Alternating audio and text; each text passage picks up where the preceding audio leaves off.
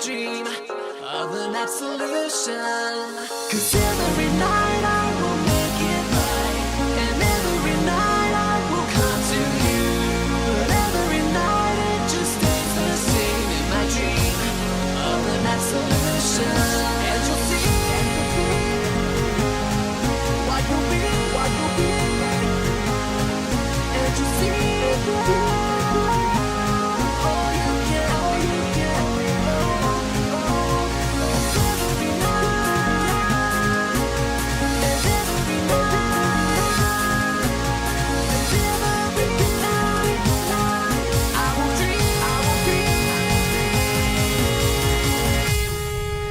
You'll see, yeah, this is my dream. Every night, I'll always dream.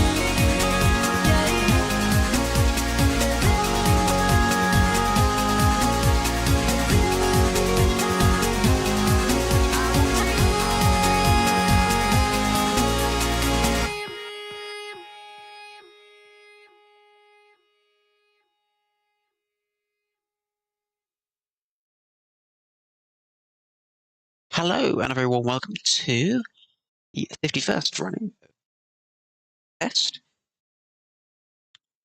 in Athens, Greece. The theme for this year was Feel the Rhythm.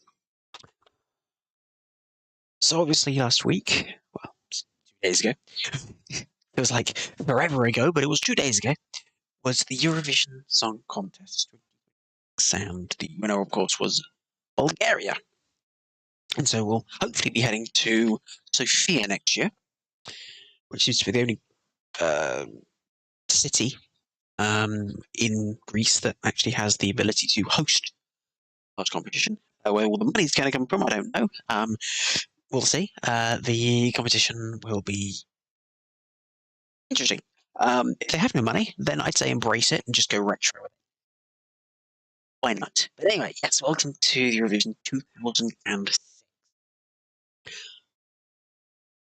Nothing crazy in terms of rule changes or anything like that this year. But it was a fairly interesting competition. I'll get into that in a minute. IndyCar, obviously qualifying, the main showcase for the Indy 500. Today was rained out. And yeah, Sunday was interesting, very interesting. Couple of disqualifications from qualifying. Infringements, same infringements as interesting last year, apparently. Modifications to the cover of the EMS unit. Apparently something to do with drag. Weirdly enough, to Jack Harvey's car and to, rather unfortunately, the car of Caio Colette. So they've been sent to be battled. But otherwise, qualifying went without a hitch. Very weird qualifying. The Penske's were very slow for whatever reason. Dressy to be slow. They were really slow. Ericsson, I think, for a call, was the best one. And yeah, overall, it was a very mixed up qualifying, apart from Palou, obviously, who got the pole. I was looking for quite a while that it was going to be Rosenquist, but fortunately, just in the last run, just didn't have the speed for whatever reason. Which is a shame. Maybe they didn't make the necessary tweaks to the car, I don't know. absolutely blitzed the field for the first runs and the fast 12, but the fast 6, fortunately. So shame, because I mean, if it was all going to the old fast 9 system, we would have had Rosenquist on pole. This shows that everything IndyCar try and do to mix up the field, make qualifying maybe less predictable, they seem to make it more predictable. I'm not sure about this sort of one-try qualifying. I understand it was a desperate attempt because obviously they needed to get qualifying in because, you know. But overall, it was a very good session. It was nice and tense. Apparently much better than the NASCAR All-Star race, which was going on. Anyway. Anyways, that was IndyCar. There was also a couple of quite good Formula E races. The Monaco Street Circuit. So yes, I would check out those races. They were quite good. Regardless, to the case of Europe, well, because it is 20 years ago, and I thought, why not? The Eurovision fevers keep going. It's because last year I did 2005, because I felt like doing a sort of older competition. So we're doing 2006. Today will be the semi-final, and then whenever I'll do the final at some point. So yes, the link, by the way, to view the competition is in the description. I know it's an old competition, but I still can't air it on it here. There'll be pretty hefty copyright strikes. I don't think so. I just enjoy Eurovision. I thought I might as well travel back to 2006 so we can experience the 2006 competition again. Although I'm not sure we want to experience the semi-final, judging by last year's, 2005 semi-final, pretty dire. So we're going to check out 2006's semi-final, which should also probably be pretty dire. Like I say, the link is in the description if you want it. The only decent copy I could find, really, of the semi-final, they really should.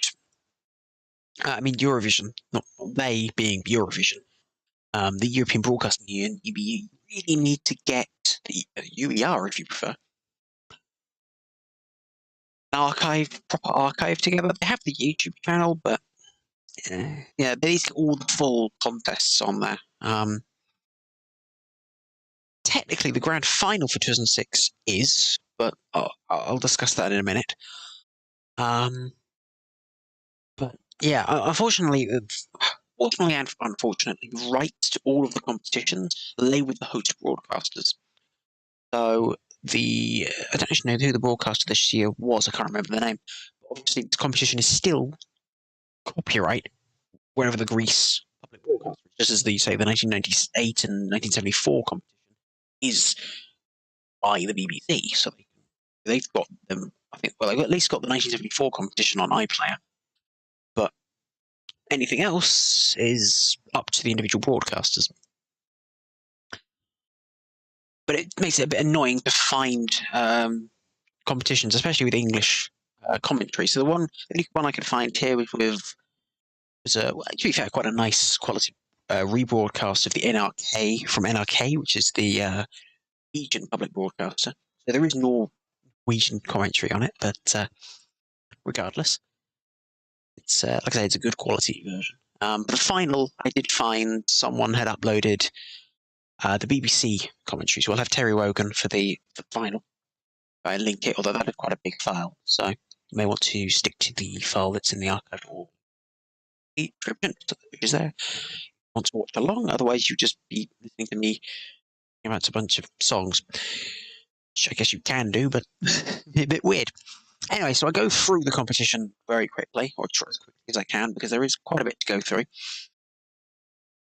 So yes, we're still with the single semi-final setup, which means that the criteria to get into the final is a little bit more complicated. But overall, there were 37 countries this year in total, so which is actually less than last year. 5. When I say last year, I'm referring to 2005. So Armenia joined the competition for the very first time, so that's cool. Austria decided to take a break from the competition. They had a pretty bad string of very bad results, so they decided to to get out. Hungary basically just had no money, so they pulled out. And then Serbia and Montenegro, as in it was one country at this point in time, as opposed to two individual countries, still part of the fallout from the whole Yugoslavian split thing. They had a big old scandal during their selection process, during the show, whatever they have. Either way, that brought up quite a bit of tensions between, even though they're one country, they still have two public broadcasters for the Serbia and Montenegro, so there was a bit of tension between them, so they didn't take part. And then two countries that continued to not take part, but they weren't in last year, were the Czech Republic and Georgia. And we lost 3, but we gained 1, so up to 37. The weird thing about Serbia, Montenegro,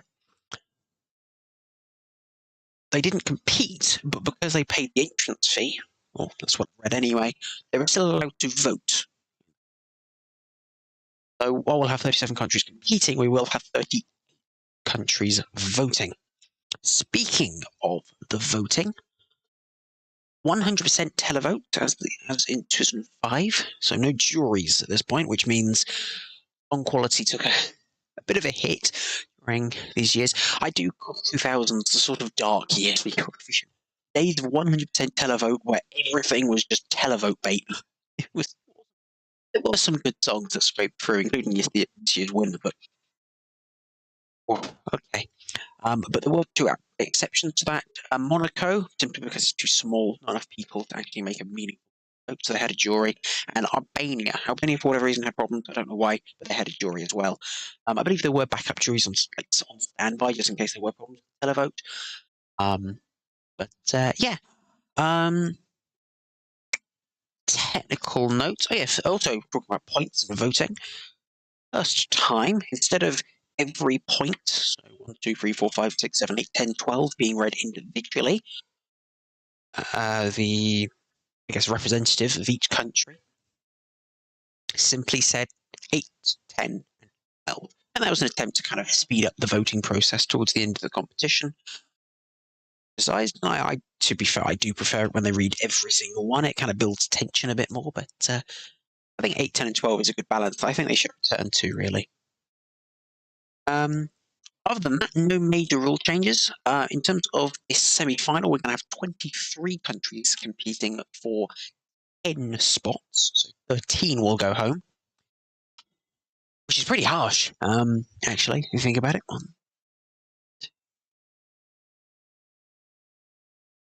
Considering if you look at the this year's semi-final, only, 10 countries went home, so pretty comparable. So, 13 countries will be going home. 10 will go through to the final to join, and that to make up 24. Now, you probably think the maths doesn't really add up there, so how you get into the final at this point in time. So the host country naturally automatically went through, so it'd be Greece. The big 4 went into the final automatically. At this point, that was Spain, Germany, United Kingdom, and France. So that was 5. Then, this is where it's a little bit complicated, the 9 top countries of 2005. Basically, you ignore the winner, you take positions 2nd through 10, but at the same time, you also ignore the big 4. So if, say, Germany was 2nd, well, you ignore them and you go to 3rd, so it'd be 3rd through 11. And obviously, if they're in the middle, then you skip to the next one. Particularly important, last year, I think Serbia were like 9th. So it was like 2 to 8 and then 10 and 11. That automatically progressed to the final of 2006. Those countries, I have them written down, luckily. Those 9 countries were Switzerland, Moldova, Israel, Latvia, Norway, Malta, Denmark, Romania, and Croatia. They automatically qualified. Video essays on each. Christ, no, that would take forever. I mean, there's literally like 70 competitions I'd have to go through. No, it would take forever. I mean, that'd be kind of interesting, but no. I don't think I could ever do that.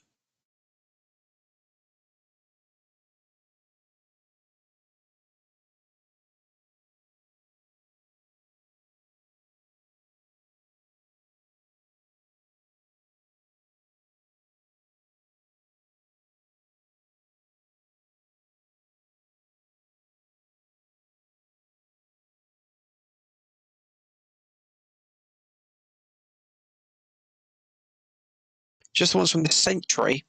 Maybe, but I probably want to cover the 90s ones as well. Because they were quite interesting. Especially when Ireland were dominating the competition. Maybe it's not my sort. I don't really do video essays. It's not my sort of thing, really. I'm quite happy to just talk through them and kind of talk through them like this. But yeah, so those were the countries that automatically qualified. The countries in the semi-final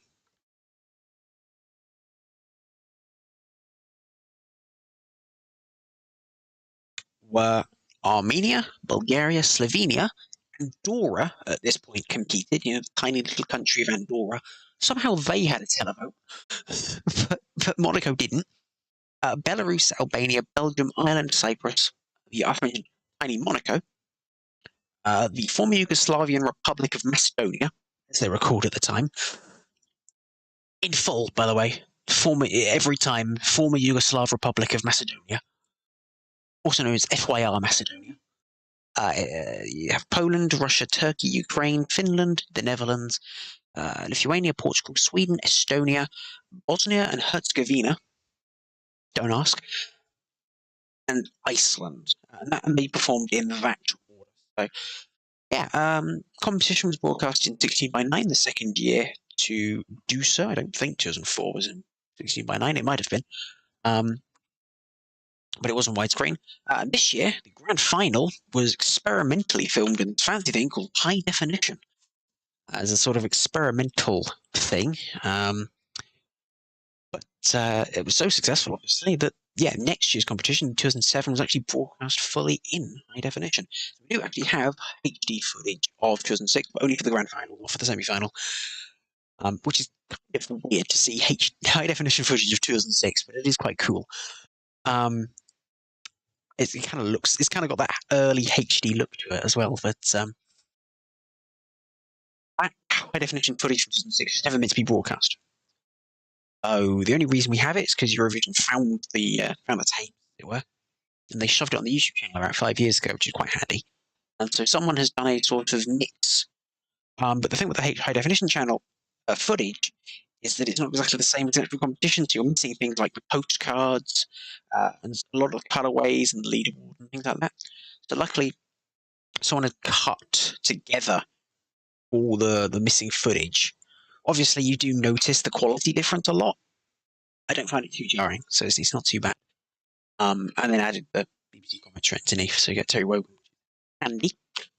For this, I've only got Norwegian commentary, so I'm not going to have much information on really. I don't know the odds for this year. I don't know anything like that. Obviously, I know who won, but I don't know the exact leaderboard. But yeah, I guess I'll really. And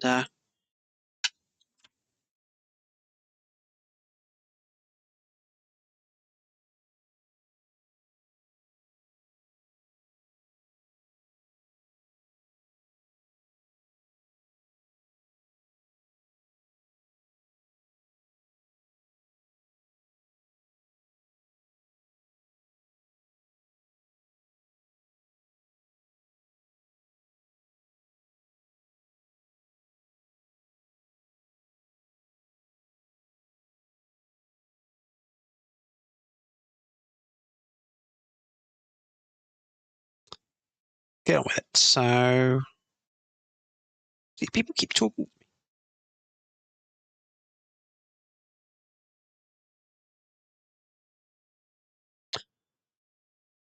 Look at the beautiful graphics. I found a bunch of graphics. There they are.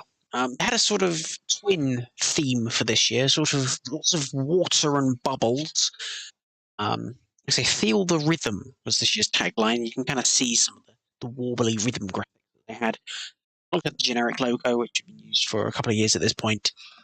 And yeah, there's a sort of water theme going on, which was kind of, it was through to get aero.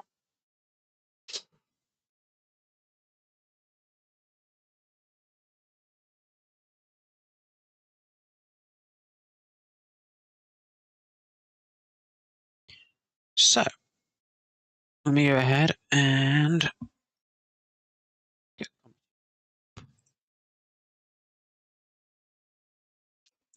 I think it's only a couple of hours. So I'm not too bothered about that. No, I don't want to open it Fumo.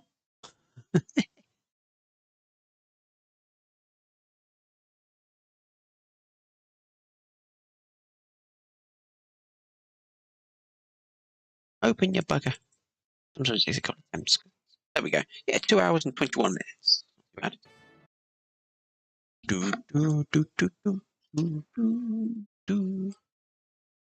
So, the interval acts. I guess I should get to what the interval act is, I guess.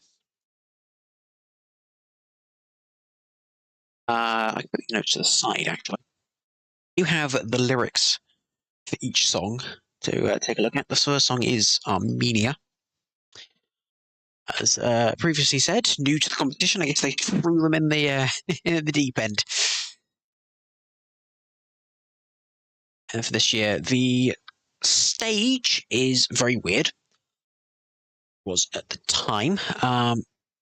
The postcards, I quote, emphasized Greece's historical significance as well as being a major modern tourist destination. They spent €3 million on the production of 37 postcards.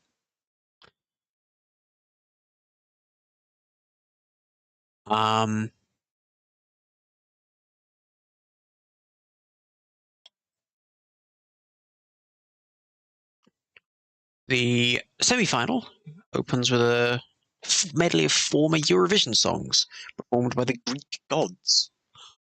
Okay.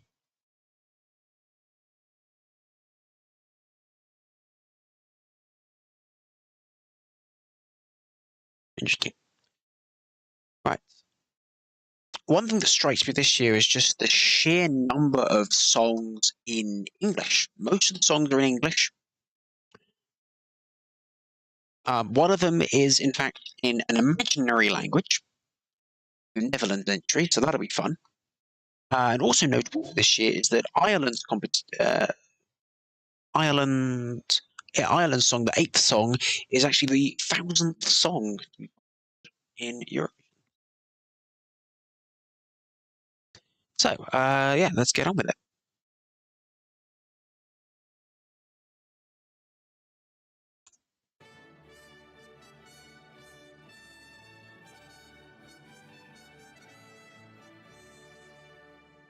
Eurovision. Ooh, very fancy. So we'll see this animation again at some point, but feel the rhythm. Very, very fruity.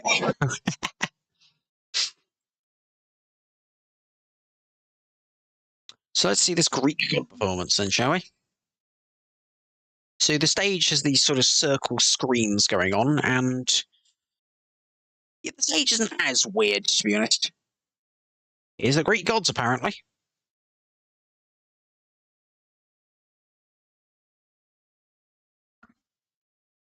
So, yes, welcome to Eurovision 2006. Got this sort of circle amphitheatre-like stage going on. Very dramatic.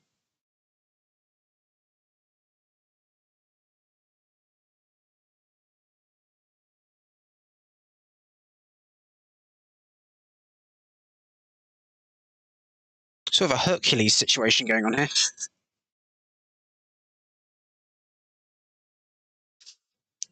Oh, okay. So I take that's Zeus because he's got Zeus on his head.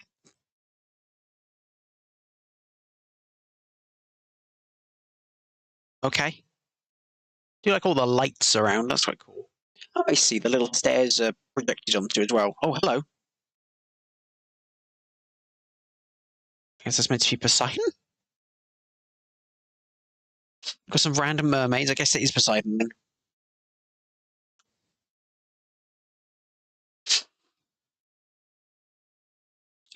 I assume he's singing. The staging is okay. It's just a little boring. Meanwhile, you got. Oh my god, there he goes. So if I needed to see that, but okay.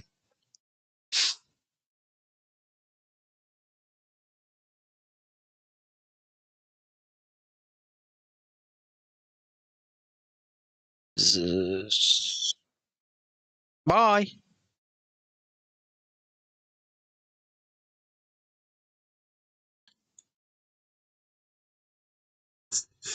I'm not sure who decided to come up with this, but it was rather bizarre. And it's already been going on for a bit too long, to be honest. But never mind.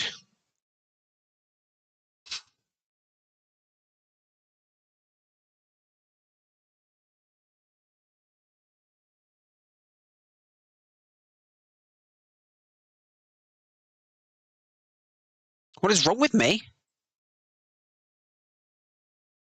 I don't know what's wrong with me. What the okay, now what the fuck? Is that meant to be Hades? I guess it is. Oh, and here comes the, like, I don't know. I think we're going from the past to the present, however. I don't think so. This is Genghis Khan.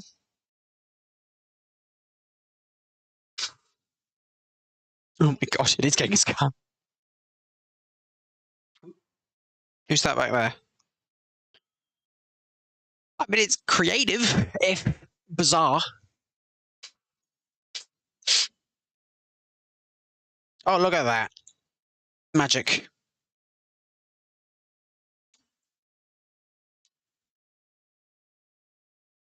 That makes too much sense.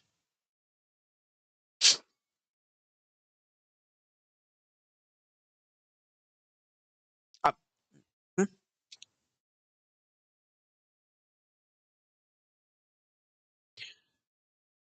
Okay.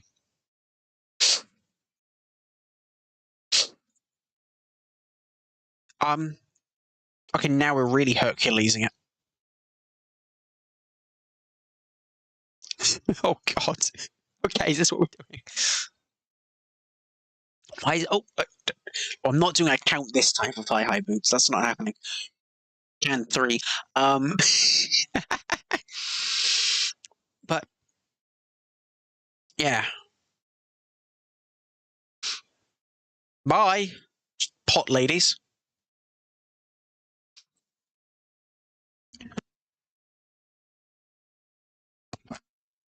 Okay, we're up to.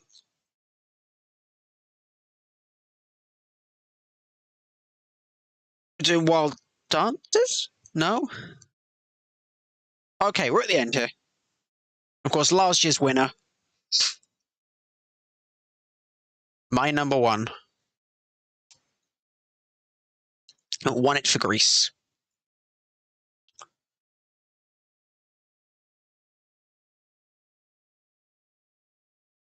Okay. Oh, and we're doing Love Shine a Light for some reason.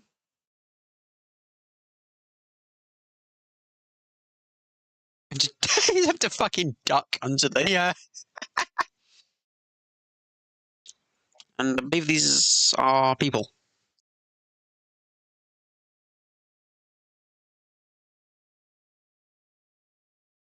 Oh, hello. Yes, slightly bizarre, but why not?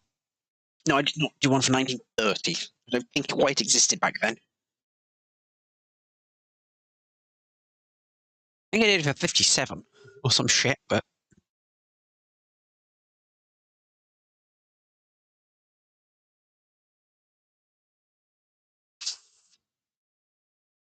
That haircut, though.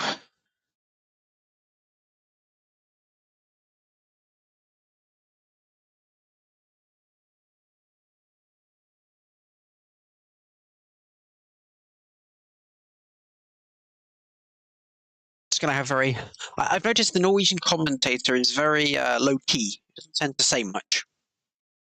Unlike like Terry, who used to go on and on. It wasn't too bad. But hey. He's also very deep voiced. That's the deepest voice I can do, apparently, at the moment. Those are also our hosts, apparently. Okay, they can sing. Bonsoir. Hello.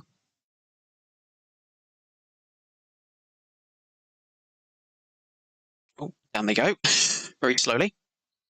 Ah, there are our hosts, Maria Menunos and Sakis Rovas. Let me see who they are.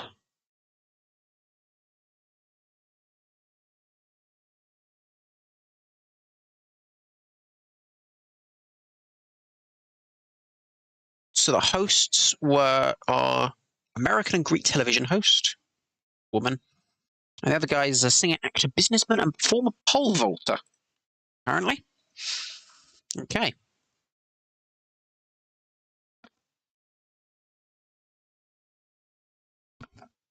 What? Magnificent, huh? It's worth noting that every single country, all 38 countries, got to vote in this semi-final. It's not now we're only certain. So we're going to be here for a while. Indeed. This was on the Thursday, I believe. Oh, nice t-shirt.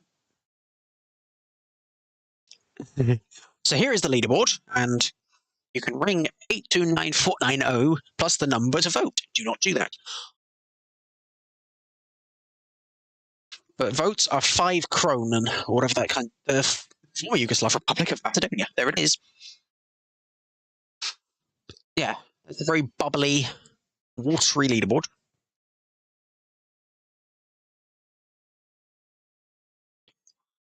Here we go. There we go. A bit of a disjointed start, but we're off with Armenia. We'll see the hosts, the postcards rather, which feature a lot of women. If I recall, I had a quick look, and yes, they feature a lot of women for some reason. This is the first of the women we will see today. Showing off bits of Greece as a sort of touristy destination, which is most of their economy, so it's fair enough. There'll also be a lot of bikinis, and apparently an iPhone ad. Interesting. This is Armenia, formed by Andre. The lyrics are in English. The song is Without Your Love. Something to do with drumming hearts and living and dying without love. Sounds brilliant. Oh, and that was it. Okay. I guess we're not featuring the artist here, but there you go. Without Your Love.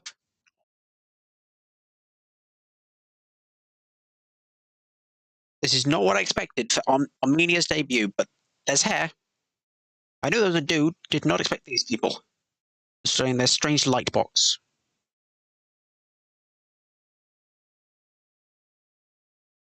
Oh boy, it begins.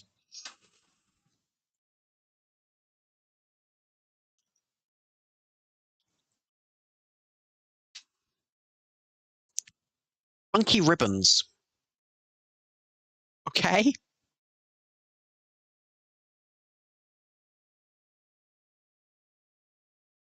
Right.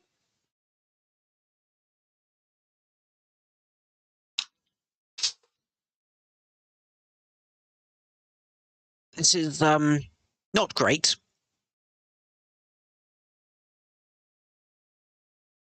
Oh god, it's not great at all.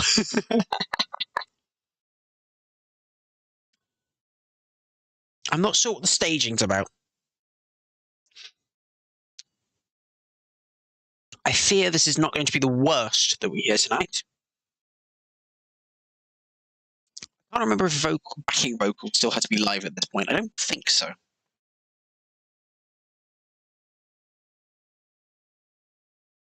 But the fact that she's back there tells me possibly. Oh yeah, I forgot, of course. So those stairs at the background, they went up and down. So, which is pretty impressive for what are very, very big looking, heavy looking objects. So they could tilt, I guess, so you could use them as screens effectively, I guess. You can tilt them down for a bit more, I don't know if you can tilt them during the performance, but maybe you can. I don't know if that'd be too distracting, but hey, they're just kind of ribboning him to death. Sounds interesting.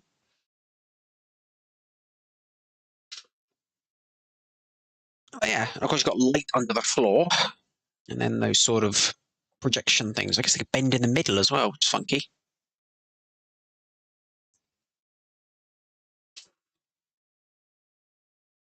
Provides a bit of options for the set designer, I guess. It's okay. Like I said, I think we will have worse tonight.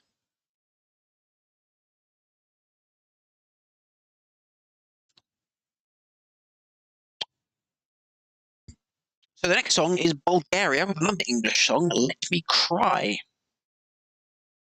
It's performed by Mariana Popova.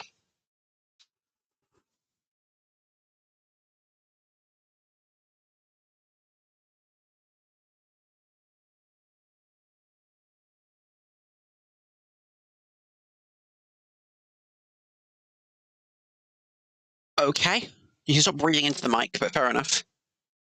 Well, that was a song.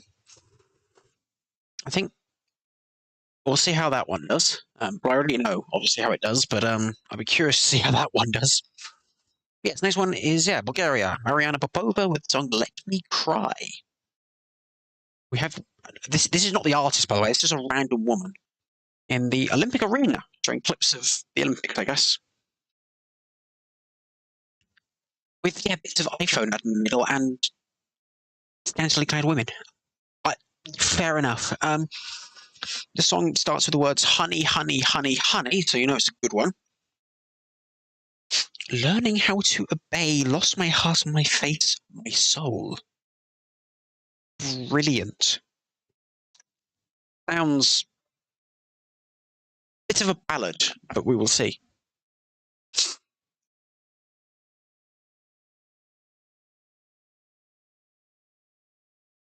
Because they didn't bother moving the stairs.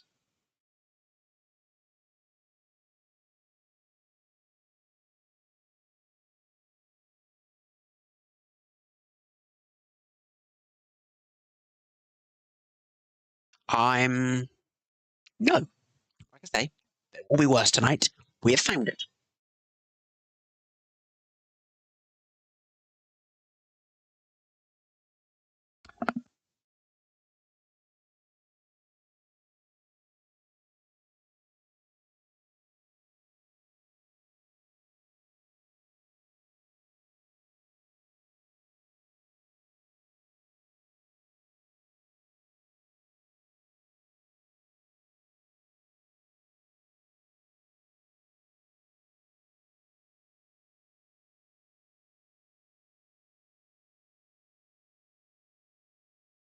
I've got to unmute. I don't think this one's very good. I don't know when I muted myself, but not long ago. Anyway, this one's not very good. The beat's okay, but yes. Like I said, I'm muted, so.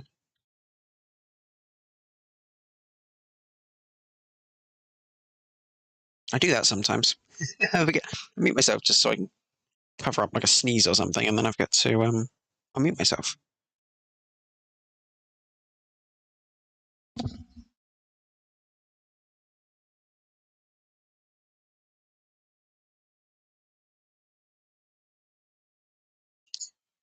Okay, we're fine for like this one's okay. Like I said, it's got a bit of a beat to it.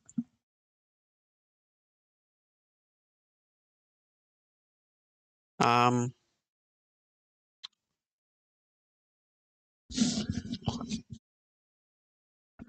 don't mind it.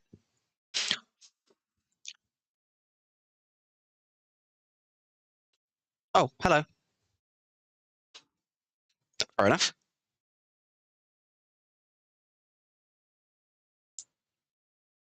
I say the lyrics kind of suck though, and because it's in English, they can't really pretend they're not. They don't. So.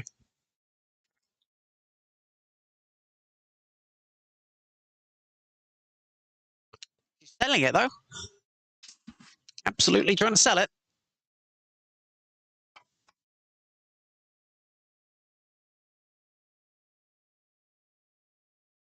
The next song is Slovenia. Again, another English song. Mr. Nobody, performed by, oh god, Anze Dezan.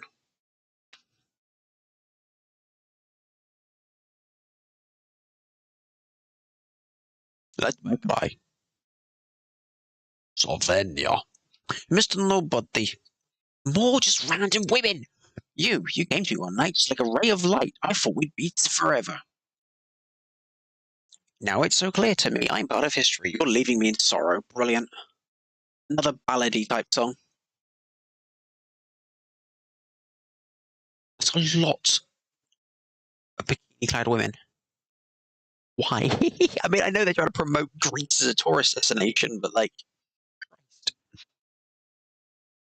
so deeply, so badly, you're hurting me.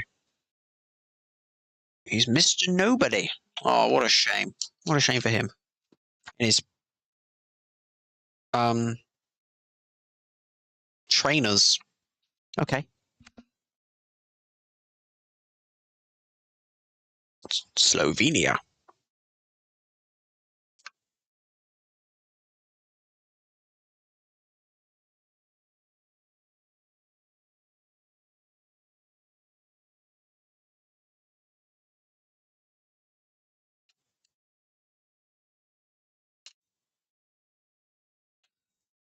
Just have a bunch of people dancing around for no reason. But this is definitely a ballad. I'm kind of creeped out by these women behind him. Oh, God. Never mind. Oh, no.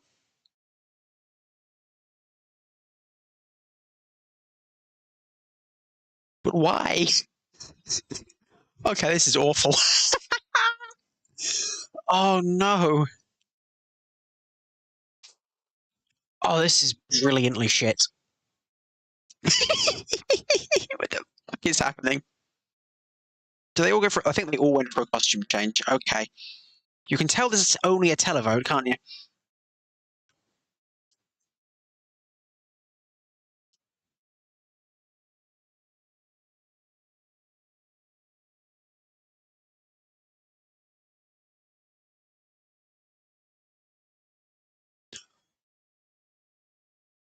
I think if they just left it as a regular ballad, it would be fine. You don't have to add dance beat to the back of it from a MIDI keyboard. My God. I think this might be the worst one so far.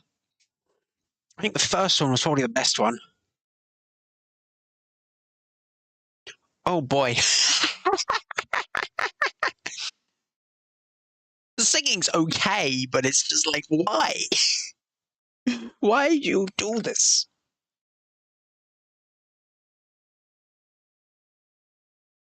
It's okay, but it's like, my God.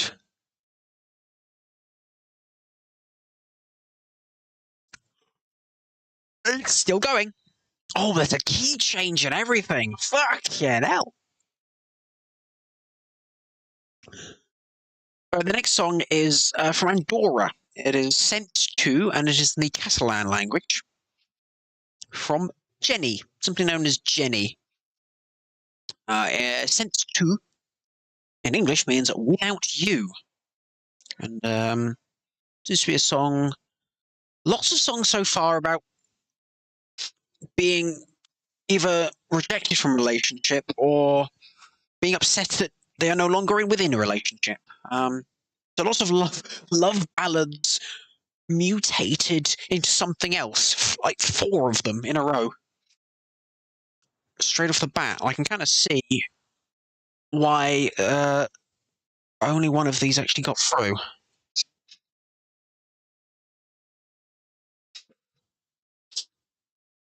Especially because they're early on, and of course Bulgaria is in the second position. What the hell is happening here? Okay, we're going to cut away from that.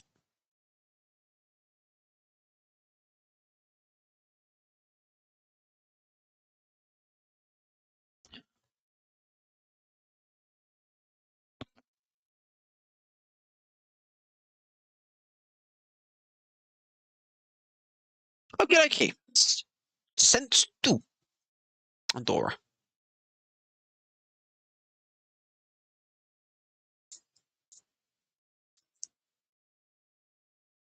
Oh.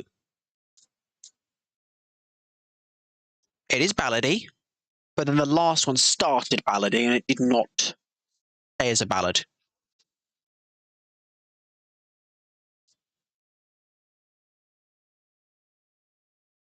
But this is staying as a ballad. Oh, I see. Televote.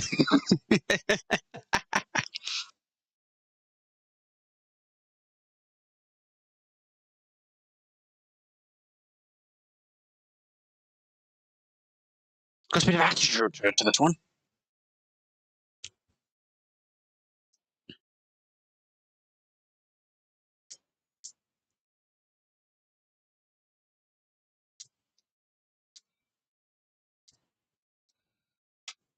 See how they think they're going to win this. Well, they hope they're going to win this anyway. Yes, hello. Who's the woman in the background?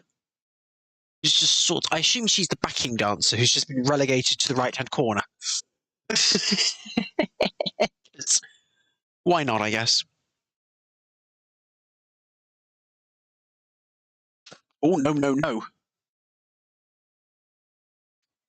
That look mildly terrifying.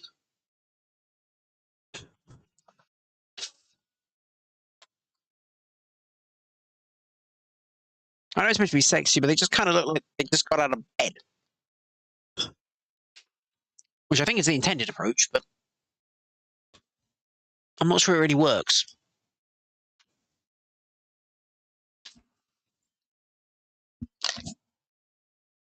He looks like he's going for a funeral. Maybe the black and white is appropriate.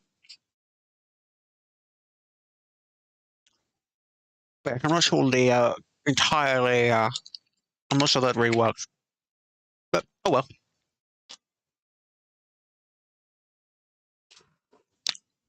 Not impressed with this one. It's kind of a bit repetitive and goes on and on a bit. Seems like something that belongs in the 90s, really, but never mind. I think the best one so far has been in Armenia, probably. Just because it's got a bit of a. Well, to be fair, I didn't mind the second song. It had a bit of a groove to it. Yeah, I knew you'd say that.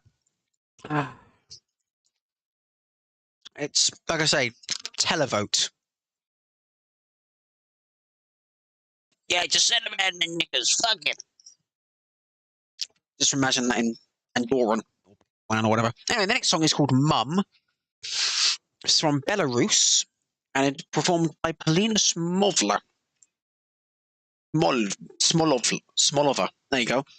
Music by Sergei Sukomlin. And it's time for more women to be displayed on our screen for no reason.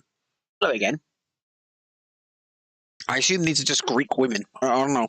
Yeah, this song's called Mum. It's in English. And it's talking about Mama. The guys before him are sort of junk food. It seems to be a song about being or having a sort of I think it's a song about having a stepfather. To an extent. Something? Nope, not that. No, it's not about that. It sounds like it's about that, but it's not.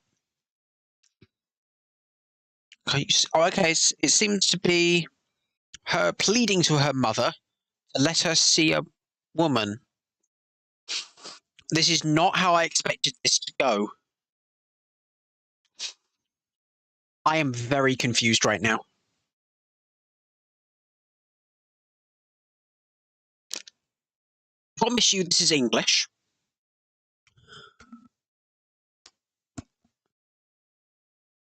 The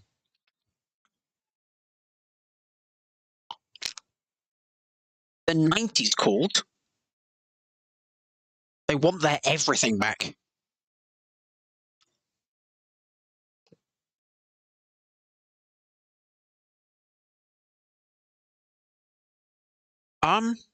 Yes, it seems to be to do with her pleading to her mother to let her have a boyfriend or something.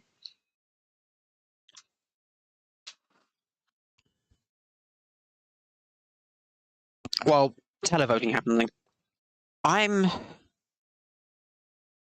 This one's kind of so terrible that I kind of love it. This is brilliant.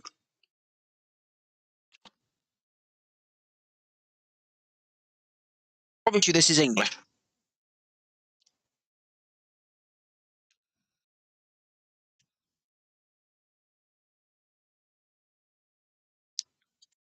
Literally a guy during the worm back there. This is brilliant.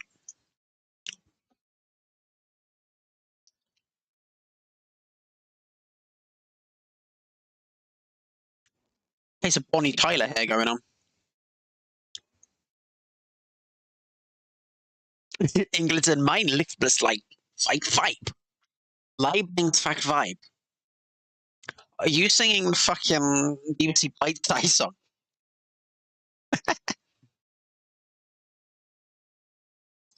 Uh, yeah, this certainly exists.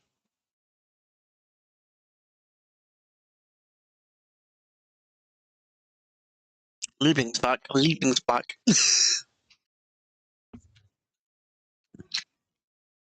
Was ist er talking about? Das ist mein Lieblingsfakt. I don't know how to speak German. I can't speak German, so that's handy. Oh yeah, this song's ending. Just throw her up in the air. Oh, they didn't throw her up in the air. Oh, okay, never mind. We're still going. We need an encore. The song was so good it needed an encore.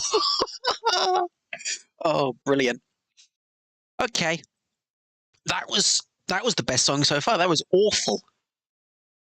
Right, Albania is next with a song that I'm sorry, but this combination of letters next to each other is unpronounceable.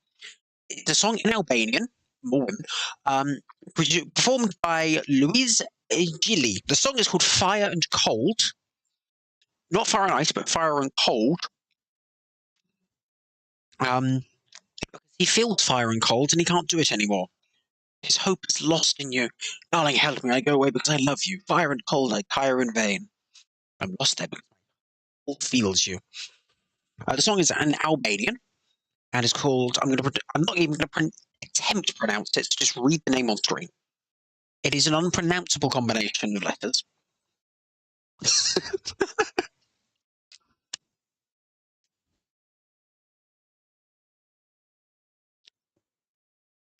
Yes. Yes. Hell yes. This is everything I wanted and more.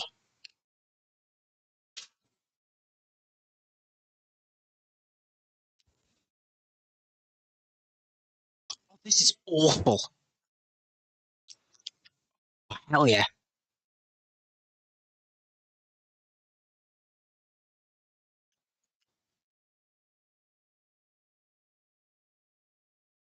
You know what?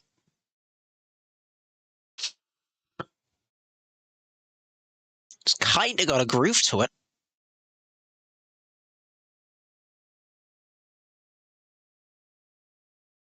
Okay, this one actually sounds like it's from 2006, which helps. And it has a weird, obscure instrument you've never heard of on screen, which is everything you want at Eurovision.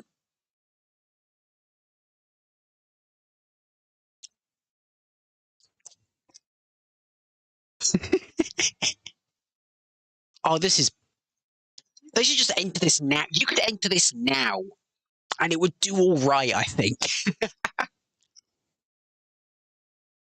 This is a surprisingly forward-thinking song. I feel like if you tweaked this, added a bit more staging to it, you could make this work, you know. And it would come like 11th in the semi-final or something. Wouldn't get through, but you know, it was still it's all right.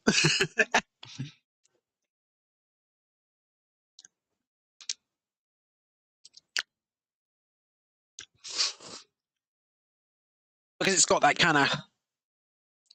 I mean, it is old school, but you can make it work. Look at those little shoes he's got on; they're brilliant. I don't know anything about Albania, so this is like, yes, oh, this is brilliant. Vote for this.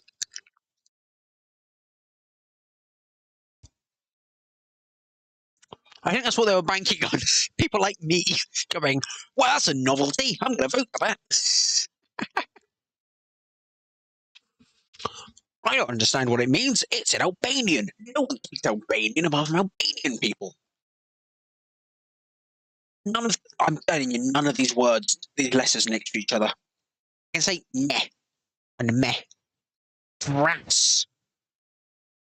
There's a double R. What is double R? It's smundum. Right. I don't care. That was hilarious. All right, next is Belgium with J'adore. Except it's not. It sounds like it's Belgium from someone who is decidedly, I would say, not Belgian. Someone called Kate Ryan. Exactly, that guy wins just because of the giant peanut. Kate Ryan is a Belgian singer and songwriter. Okay. Kate Ryan, the song Je t'adore. The song is actually in English. It just says the word j'adore a lot. Again, more scantily clad women swimming around in Greece because we need that. Well, look at that! Look at that water. I do like the little water effects that they've got going on. They're very fancy. Anyway, oh boy, I didn't even get time to look at the lyrics. What is this song about? I think it's just talking about love. Just nothing lyrics. It's got a giant lightsaber for a microphone.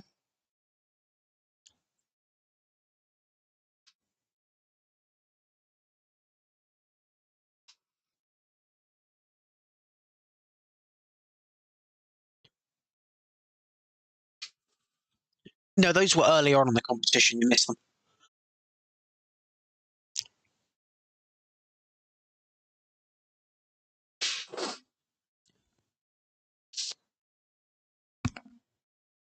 That happens in Eurovision sometimes. This sounds a bit like a Girls Aloud song. Eurovision has changed quite a lot. Have you seen the stage? It's just a bunch of floating stairs.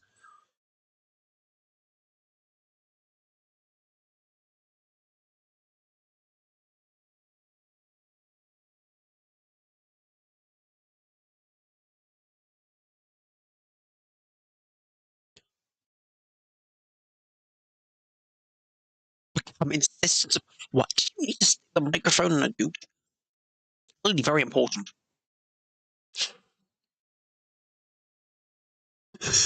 I like that she has to just switch microphone.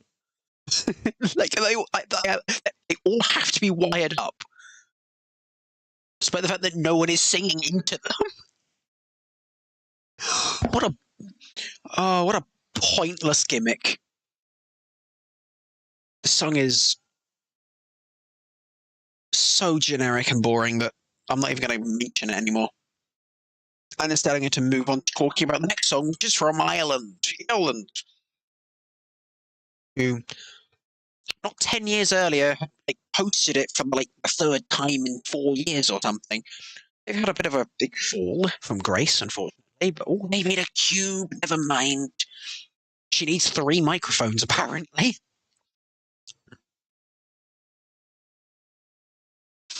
So, yeah, the backing singers use their own microphones. What's the point of it?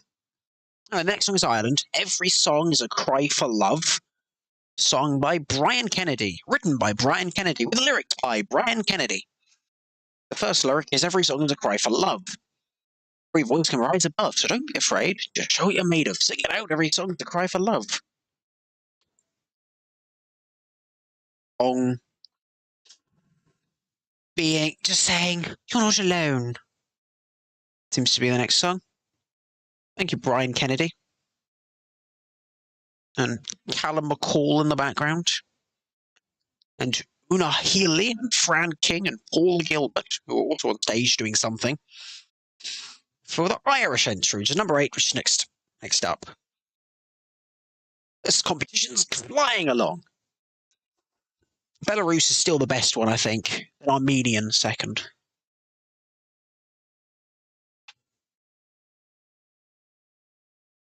Hello. Wow, that's a lot of wine. And we're back to scantily clad women. And it just seems to be a mix of old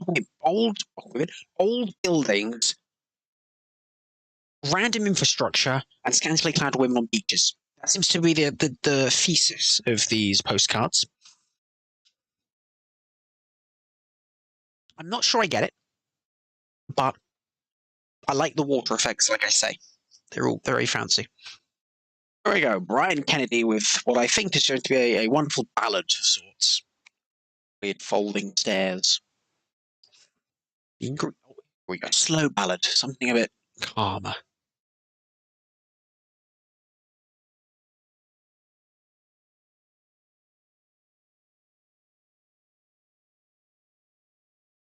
wrap it up.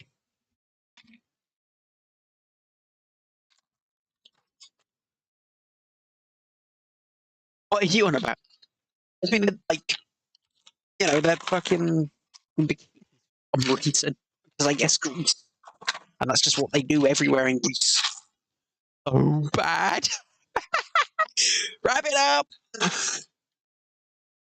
Hey, it was written, composed, and lyricked by him.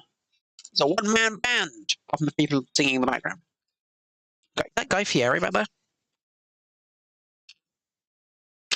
This is what we would call a generic Eurovision ballad, which we don't really have too much anymore. But during the 90s, these were a dime a dozen. During the 80s. And during the entire... This is just what Eurovision used to be, basically. It used to be about 20-odd different versions of this. It was Eurovision. Welcome. No, it's just... It's a lovely song about not being alone and...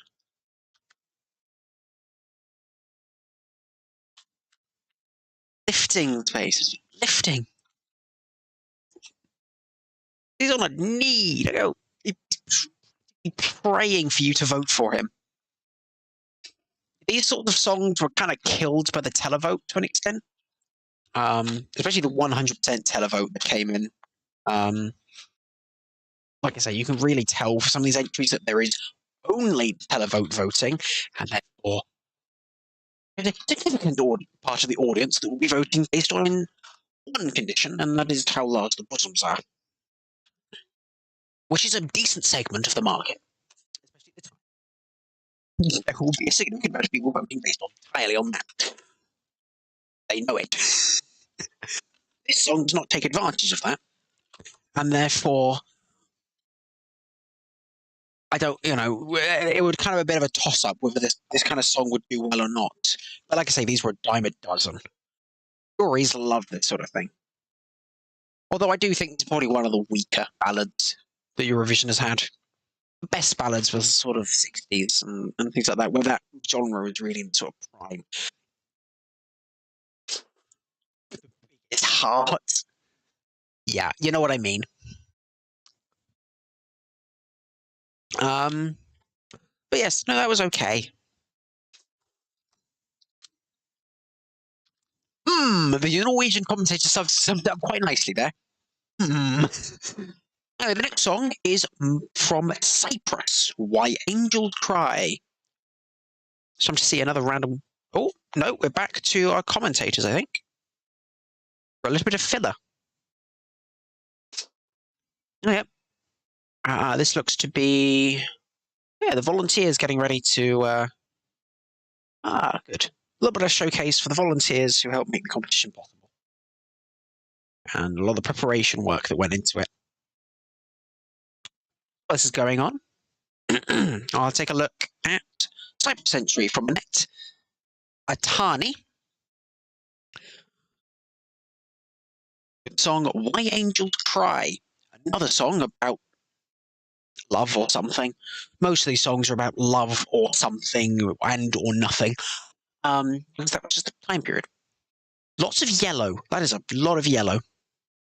I do quite like the designs and graphics for this year's competition, actually. Some, yeah, the mixture of the water stuff and the wavy heart stuff. The theme for this year was quite good as well. I think it was a well done competition overall. This edition, hosted, well organised. For the most part, we'll see the voting a little bit of a hiccup, nothing crazy, and yeah, I'd love to have one of those T-shirts because that sounds kind of fun. There's Lordy. See them later on the competition. Rehearsals for the opener. Looks to be a bunch of volunteers. Interesting. I am feeling down. When I'm feeling down this world of madness, my sadness, you soothe away my pain. Beautiful. Why do the angels cry? Why doesn't love survive? Okay, well that's the next song. Not many lyrics for this one. Some boats. Okay, a pool, a fort of some sort of beach, a gym, golf, iPod, water skiing, iPod, clothes store, rock, stand, iPod, airport, conference, taxi, dance, iPod, dance, iPod, kiss, sunset, water. There you go. That's the postcards. Oh, okay, they're already in position. They're ready to go for Cyprus. Here we go.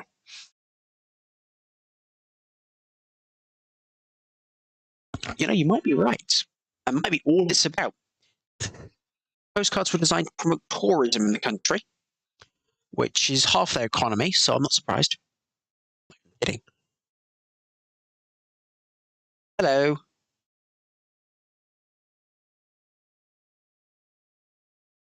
Oh, ballad. Well, I say that. Like I say, the other one was a ballad, but no, this was definitely very much a old school ballad. This is like straight out of the 1960s.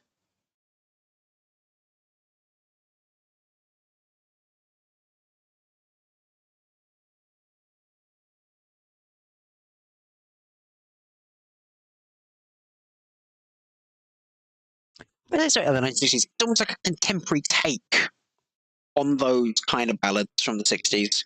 I don't mind it, or it's okay. It's a nice sort of breather after some of the craziness we've had. Much better ballad, in my opinion, than Ireland.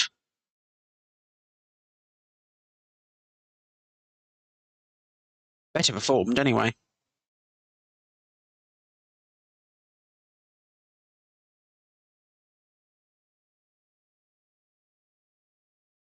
Twinkle, twinkle, twinkle. I like these. I like that all of the elements of the stage rise as well. That's quite fun. You could like play Tetris with the whole stage just moving and rising.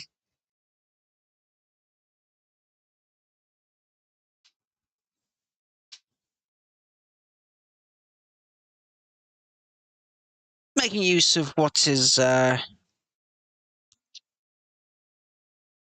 quite a minimal. It's like a Smash level, yes, I guess so. Yeah, they're making quite good use of what is quite minimal set elements. It's all kind of in the coloured lighting, these projections onto these stairs, and this sort of moving floor. It's all very practical and was utilitarian in nature, which is very different from previous stages, and even modern stages, which are very fancy. I think this is a fairly good ballad, but I don't. I don't think people were kind of tired of this sort of thing by this point. It's a shame because it's well performed and appropriately for number 9. I felt like a song Terry would probably quite like. And the next song, oh, of course, Ireland. The last song was 1000th song. This is the 1001st song ever performed in Eurovision. So the next song is from Monaco, and it is La Coco Dance. But Severine Ferrer, or Ferrer. The song means the Coco Dance, and it is in a mixture of French and Tahitian.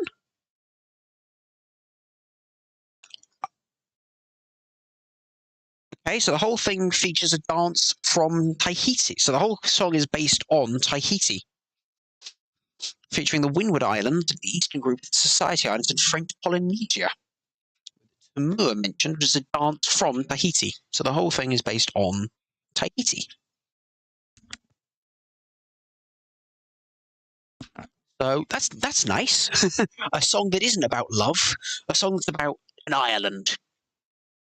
France owned, I think. Okay, why not? This is Monaco.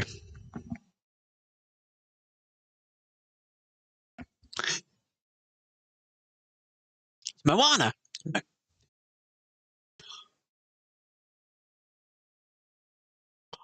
Oh no. Winner. Oh no.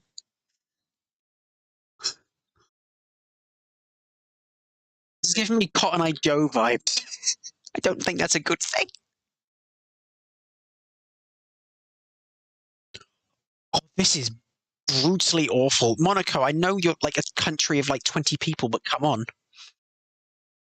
Send like David Crawford or something, or like send a motor. Just send an F1 driver. There's tons of them. I'm sure one of them can sing.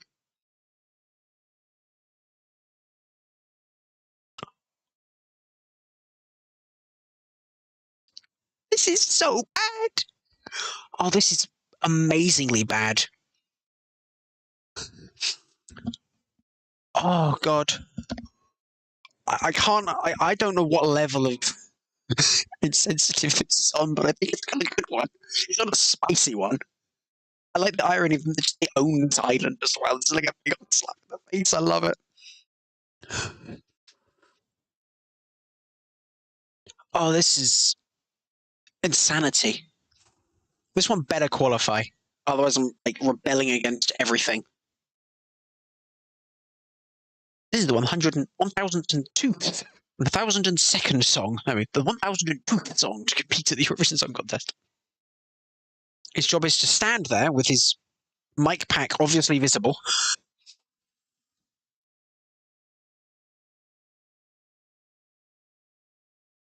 Oh God, she's awful. They've had to turn up all the backing dancers. Why wasn't them one of them singing? They can sing better than she can. Who is this woman? Severa Farah is a French singer and TV host. Well, I'm sure she could sing normally, but I'm pretty sure the TV host bit was probably primary. Or she had a lot of auto tune. One of those. Anyway, I think we'll move on quickly before the Coco dance infects my soul. And we move on to the former Yugoslavian Republic of Macedonia with the song Nina Najina from Elena Risteska. The song is in both English and Macedonian. The Macedonian part is just the English part, but in Macedonian. Yeah, it's just the chorus, but in Macedonian. So, which is already in English, so it's more just, I guess, why not? Wow, that's interesting. Okay, that was rather awful. Apparently, the Macedonian entry can make Beyonce and Shakira dance for me, and apparently she's dangerously in love with me and dying for my kiss. So this seems to be a Yandere song, um, which is interesting. It looks like it's going to be a rather dancey one. So we'll see. Back to the Olympic arena. They seem to be showing the same clips. Well, not the same clips, but showing the same things over and over. No bikini women in this one, though.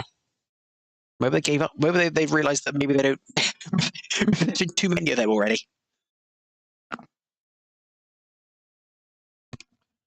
Here we go, the former Yugoslavian Republic of Macedonia. Because why not call it that? That is a brilliant. Oh God, here we go.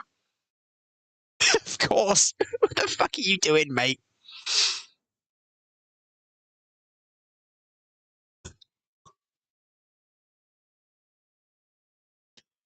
No.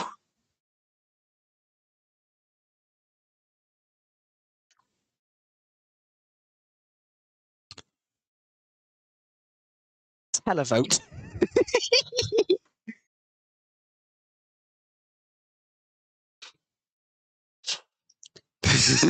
Swag. It looks about. It looks like. It looks about 13 or something. Or it looks like he should be 13. I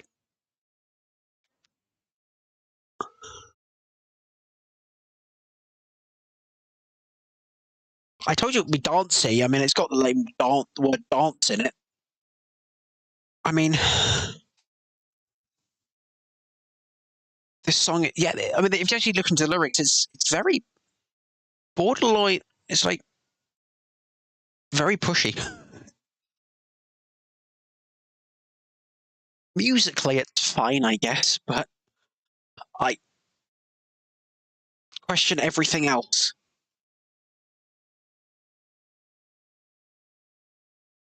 Like,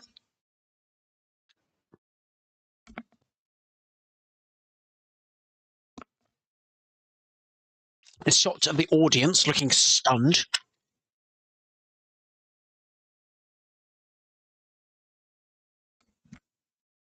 Not sure what there is. What do you make of this?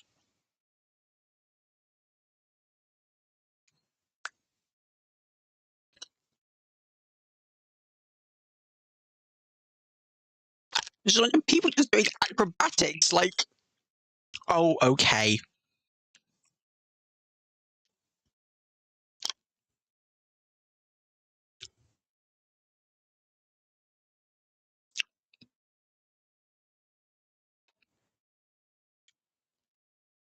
No, they're not winning this shit. Christ, no. Oh, okay.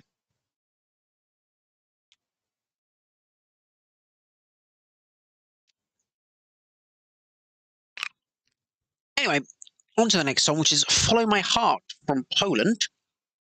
This song is interesting in that it is in 4 different fucking languages. It is in English, Polish, German, and Russian. This next song is performed by Iktroy, featuring, quote unquote, Real McCoy. Whoever that is. Who is Real McCoy? AKA OJ. Oh god, it's Eurodance. Oh no, this is going to be Eurodance. OJ. Not EJ, but OJ. Shoes. Rowing? It's weird how none of these have a real theme to them. They're just random clips strung together. They spent 3 million euros on these things. On random clips thrown together. So Iktroy, featuring some random Eurodance producer.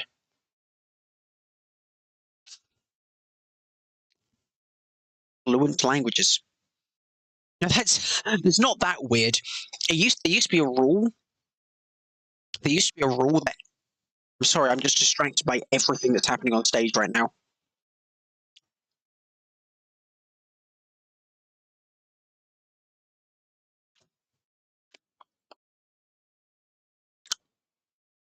Oh no! This is Eurodance.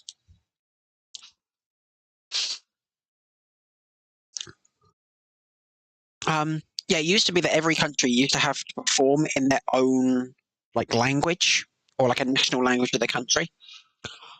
What the fuck is happening?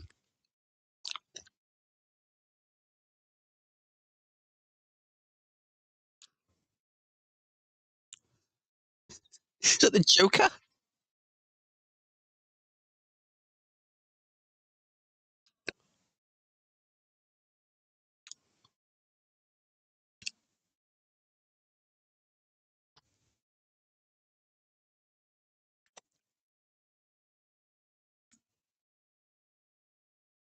This is.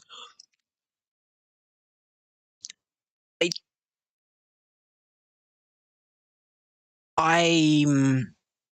Where is it? Where is he now? It's just been let loose in the audience. It was such a bad idea. Why would you do this?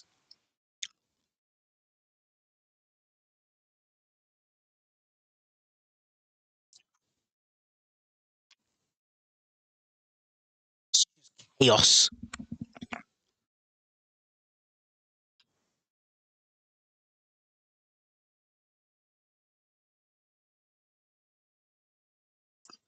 They're dressed like.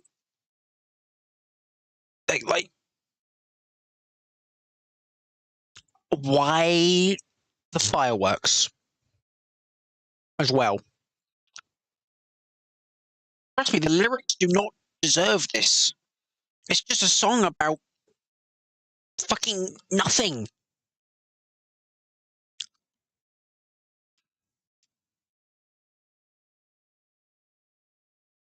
As you can hear. The lyrics also contain a few words in Spanish, because of course they do. Guys, more languages does not equal more points. Anyway, the next song is from Russia. It is Never Let You Go from Dima Bilan, or Bilan. Never Let You Go. Hello, Dima. Never Let You Go. Heavy clouds, no rain. Oh my god, hello. Just, no rain and every move causes pain. Brilliant. Ready, kiss, but no love. I feel like I'm torn in half. Ow for that, because that was insanity. We're dancing on broken glass. Can't stand you no more. Can't stand no more. Flesh of my flesh, bone of my bone. We're back to random shots of grease again. Okay. Same. Literally, like, come on, go for it, man. I don't know if she's pregnant or something. Kind of looked like it, but fair enough. And we're just going close shopping, looking at random bits of architecture. I'm pretty sure it's the same shot of roads and lots of kissing. Thanks. Welcome to Russian entry. Never Let You Go. Okay, here we go.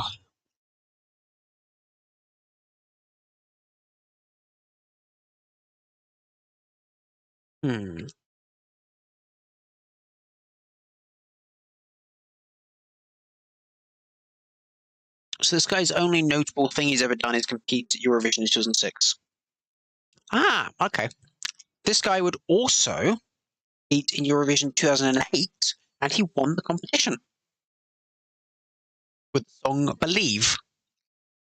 So this guy is a future Eurovision winner, but he did not win this year. Did he just throw the mic stand on the floor? Yeah, I knew I recognised his face. But yeah, no, he didn't win this year, but 2 years later he would come back and win it. Fair enough. This is spoilers for 2 years' time, but yes.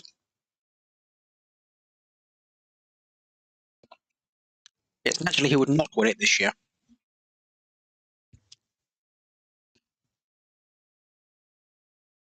Not with this. I guess the ballerinas were appropriate. It is Russia. I'm not sure about anything else. They just left the piano there. They couldn't be asked to move it, I guess.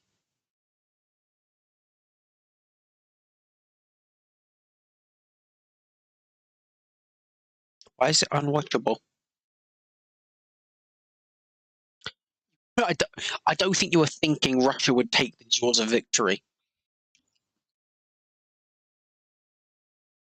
Not with that haircut. Oh no, never mind. He's not going to play the piano, but he's going to stand on the piano. And oh, never mind. Russia winner 100%. What?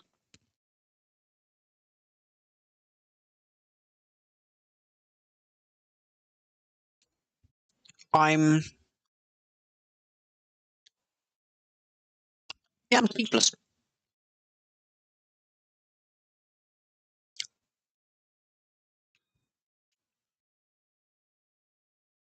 I'm going to ignore that that's just happened. And I'm going to talk about the next country, which is Turkey, song number 14, which means we are, in fact, will be soon. In fact, we are over halfway through the songs already. Yay.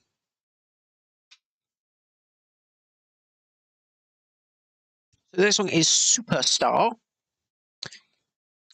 with an umlaut on the U, for some reason. For Turkey, it's performed, composed, and lyricked by Sibel Tuzun. The song is in Turkish and English, called Superstar, and it's talking about the moon not rising quickly, let it be. Hello there, again. Let the night be a long darkness. If it will be, let it be. Your eyes are glittering. Don't bother. Are you ready for love? Brilliant. Superstar in front of you. Love me. Love me. And then it just sort of repeats the same thing over and over again. There's actually only about two different... Yes, there are basically two different verses.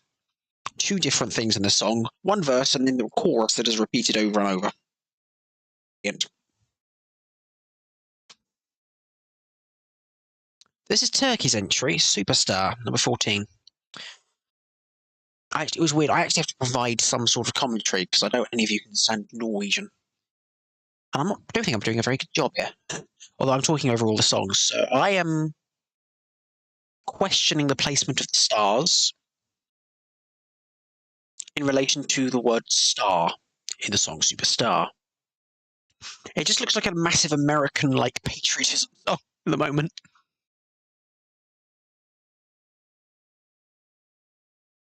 Oh, it's disco.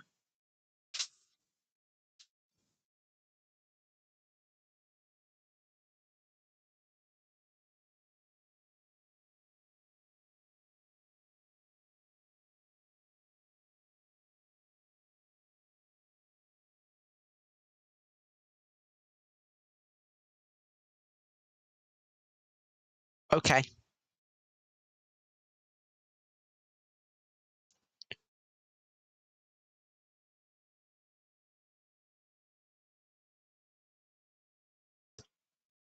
This is kind of boring, kind of just mediocre. It's not awful. It's not good. It's not insane. It's just kind of boring. Sounds kind of persona-y. It does kind. Never mind.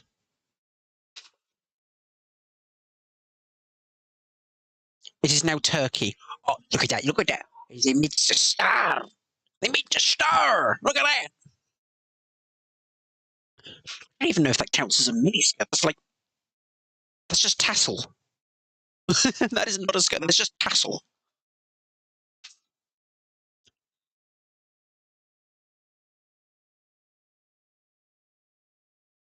It's very groovy, and yes, it is kind of Persona 5y, except infinitely worse than anything in Persona 5.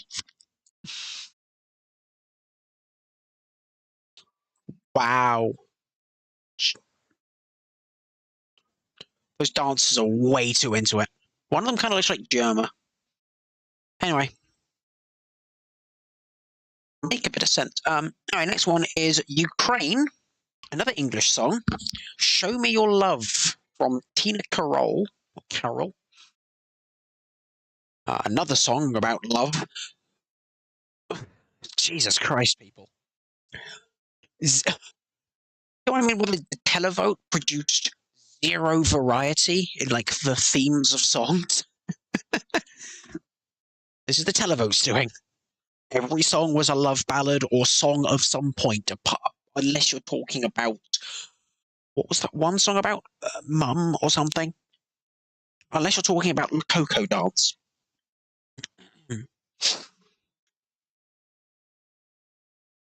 Show Me Your Love is next from Ukraine. Show me your love, show me who you care. Talk my heart, whisper your name. Hello again. Water, towers, birds, Olympics. And we're back.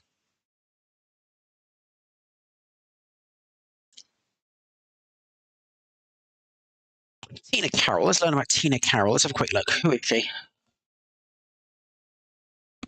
She's a Ukrainian singer and founder of the Tina Carroll Charitable Foundation. Her full name is Tetiana Krihorivna Lieberman. And she looks very rich. Like, very rich. Okay. Okay. Hello.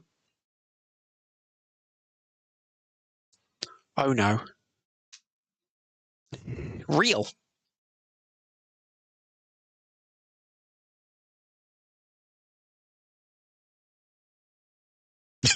Hi, baby. Bye, baby.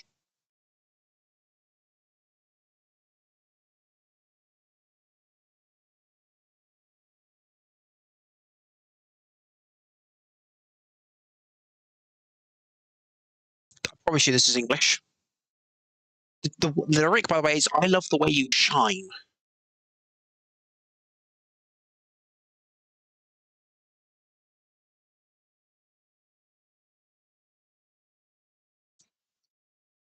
Love when you cross the line. Oh, God. Oh, I'm going to have a lolly, lolly, la, la, la in a minute.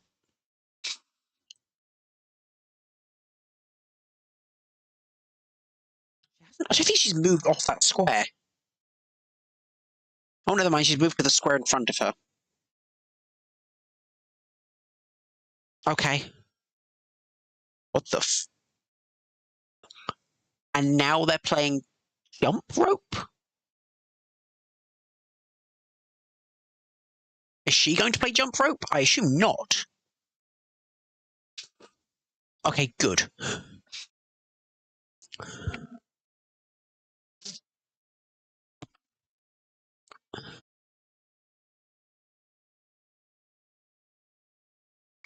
Why is the camera like...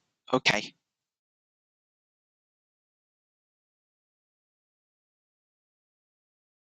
Right. Oh, what? Down a little bit more. Anyway.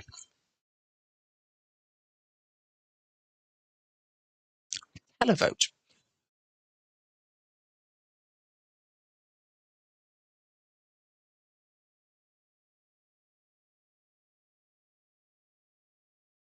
Anyway, next week, it will be Finland Hard Rock Hallelujah, performed by Lordi, with music by Mr. Lordi and lyrics by Mr. Lordi.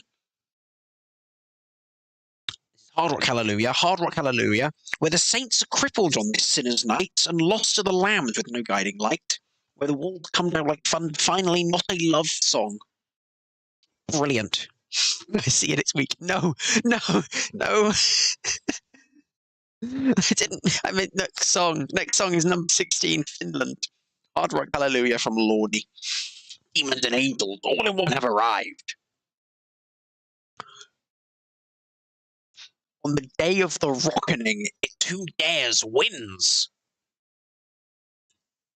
striking down the prophets of false.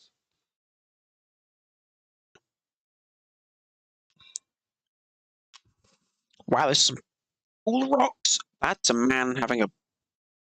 What? This is the most confusing postcard so far. And that's saying something. I believe the term is bizarre array of images, meaning rather little, trying to prop up the Charisse tourist industry by presenting how much of a fun time you'll had with bikini-clad women. Brilliant. It is Finland. Lordi. Hard rock. Hallelujah.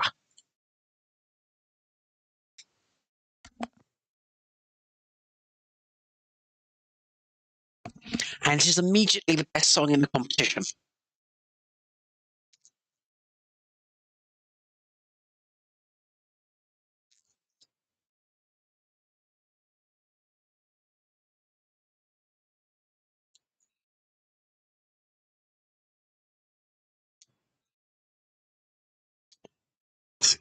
It's the Rockalypse.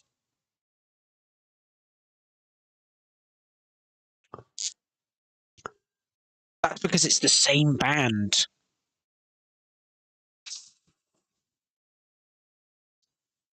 That was part of the interval act.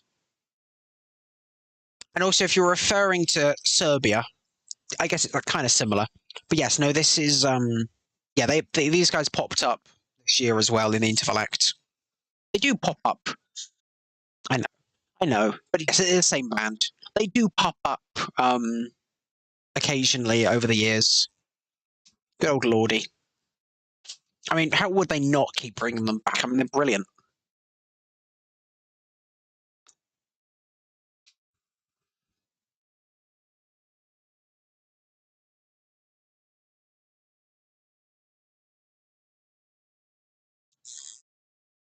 The amount of Finnish flags.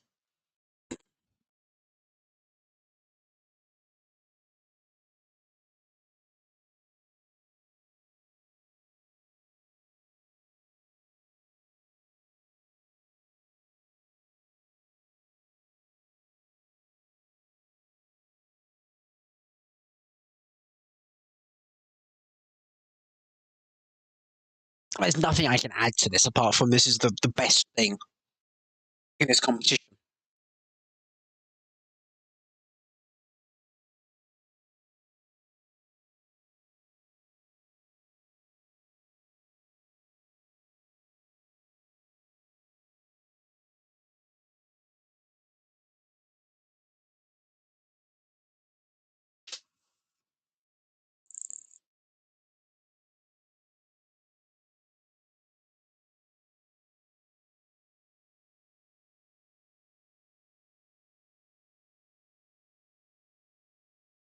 I mean, they knew what they were doing.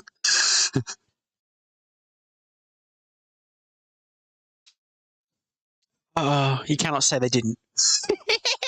Why not? Fuck it.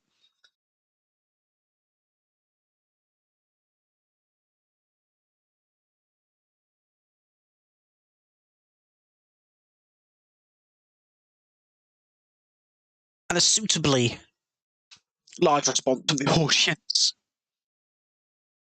For the man, the myth, the legend that is Lordy.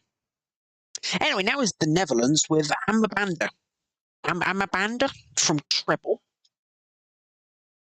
A song which is no joke. Oh, hello, it's our hosts. They're in the green room. Hello.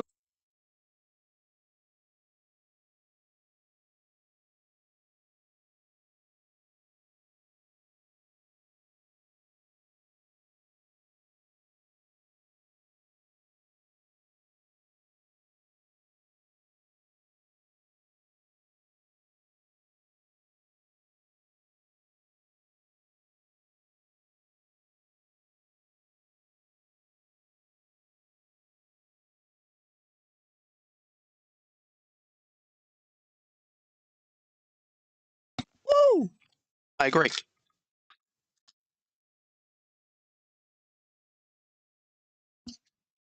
One of these hosts is okay. The other host has no idea what he's doing.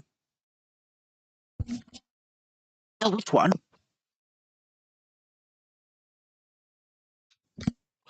An increasingly accumulating amount of flags behind you. Hello! Hello, people. It's not really green, it's a blue room. It's the blue room, or anything else. Anyway, so this song from the Netherlands, the next one, performed by Treble, is in Animari language. I'm not even joking. They made up the words. Most of the words are made up. There are some English, but most of the words are bullshit. This is like, you know those like caveman pop videos on YouTube? Where it's just like grunts and oogers. That's basically what this appears to be. Oh, and we're back to the green room. Oh, there we go. Oh, God.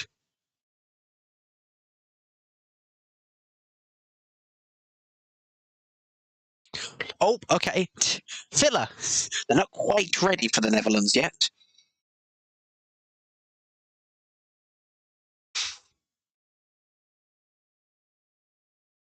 Okay, here we go. Bit of filler. There's always a little technical issue. We love a bit of filler. Anyway, on to the Netherlands. It's a group of 3 people: Caroline Hoffman, Nina van Dijk, and Jem van Dijk. I don't know how to say Holland names, so apart from Caroline Hoffman. But this one appears to be very, very interesting. But yes, this is in. Yes, hello. Hello there. Welcome to Greece. Appears to be in a completely made up language.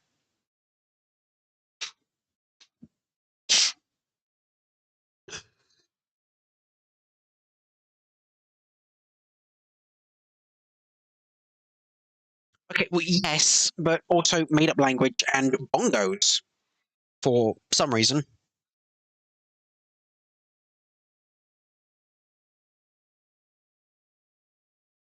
Because they couldn't be bothered to come up with lyrics. So they made the entire song about not being bothered to come up with lyrics.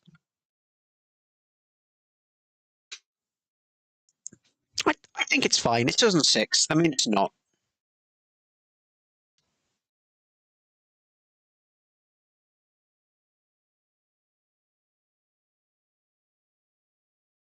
Treble, by the way, are a girl group from the Netherlands, and that is their entire Wikipedia article. But they appear to do this sort of thing for a living. They sort of do this thing.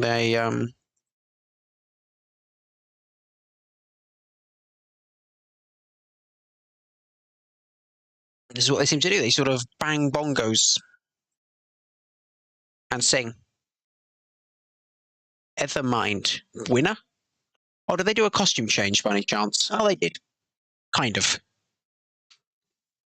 No, they didn't. What you on about? I was just kind of assuming they did, but no, I think this is how they came in.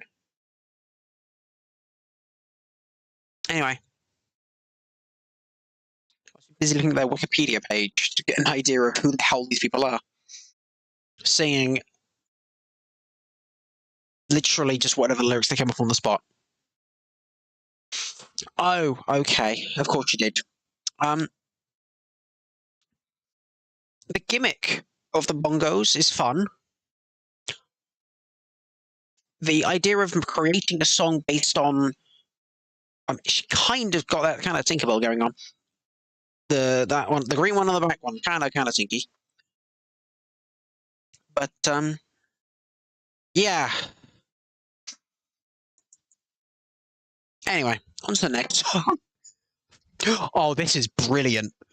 This one is brilliant. So, no joke, the next song, the 18th entry, is Lithuania. And no joke, the title of the song is We Are the Winners.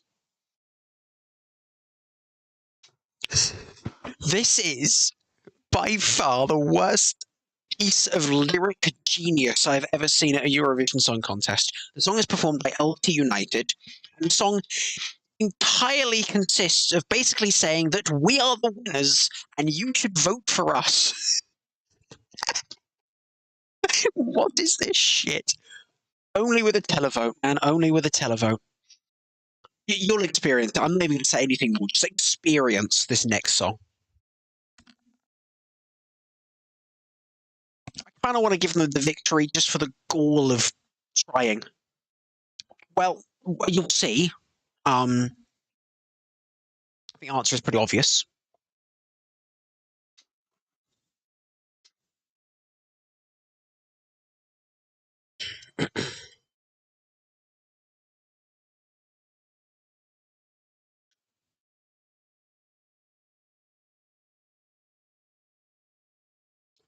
We are the winners. Oh god, here we go. Hello, people. This is very serious.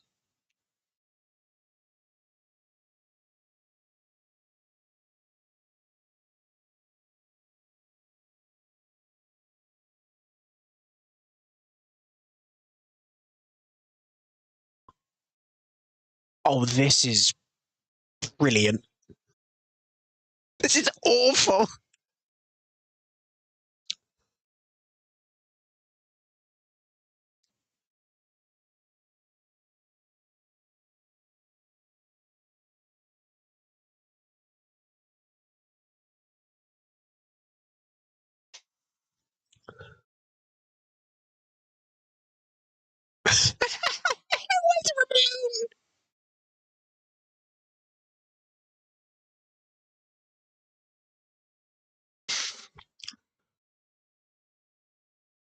Literally. Fuck. Just how we're gonna win.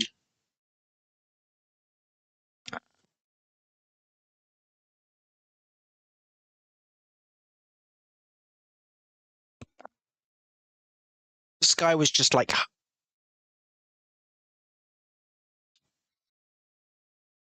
yeah, a cappella.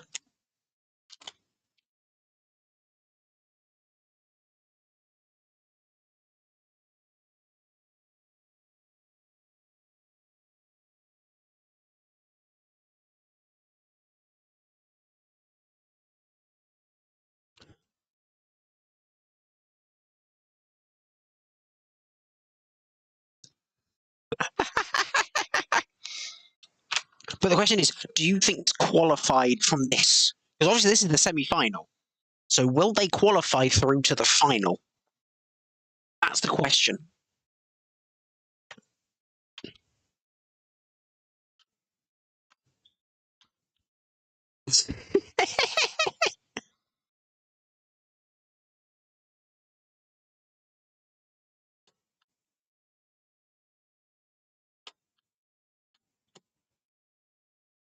Thank you, Lithuania, for this.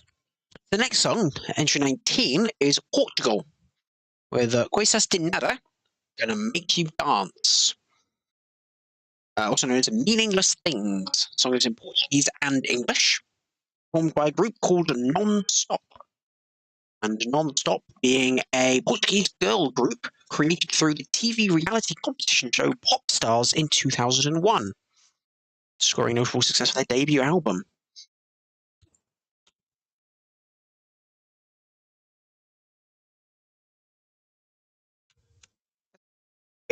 Or Octopus, one or two. So yeah, Portugal with Meaningless Things, Gonna Make You Dance from Non-Stop, a girl group. I think it what appears to be their sort of version of like Atomic Kitten.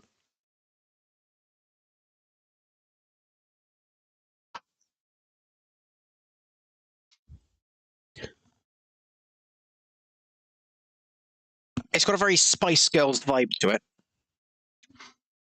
Oh god, this is dated as hell, even for 2006. This is like straight from the late 90s. Did she just forget timing?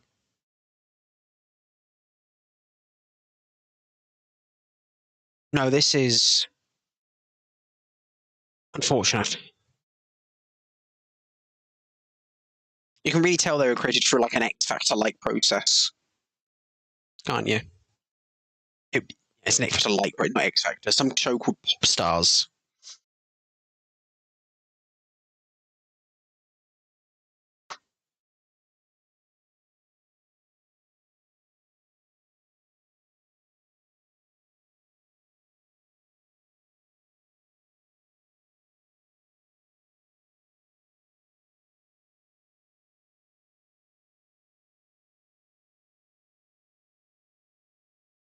Woo! No, not woo. Okay, this is not the worst song today. That would probably go to. Let me have a look. What would that go to? I think still Ireland, probably, or like Belgium or something. Belgium, maybe. I don't know. Belgium's kind of shit. No, I think Ireland, probably. Or Slovenia.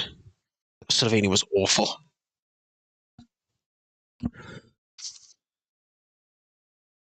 It's just very girl groupy in a sort of boring way, unfortunately.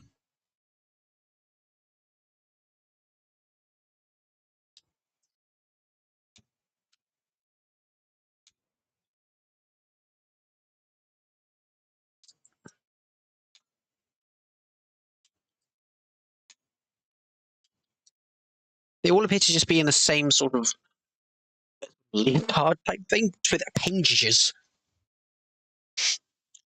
And you got the backing dancers back there who just kind of exist.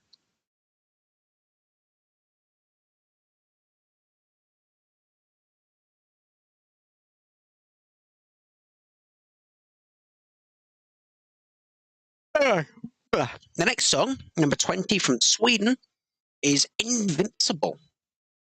This one is obviously in English. Formed by Carola, music by Ori Rungren, Thomas Giesen, and Henrik Wilkstrom. With lyrics from Carolina herself, which is in English, Invincible.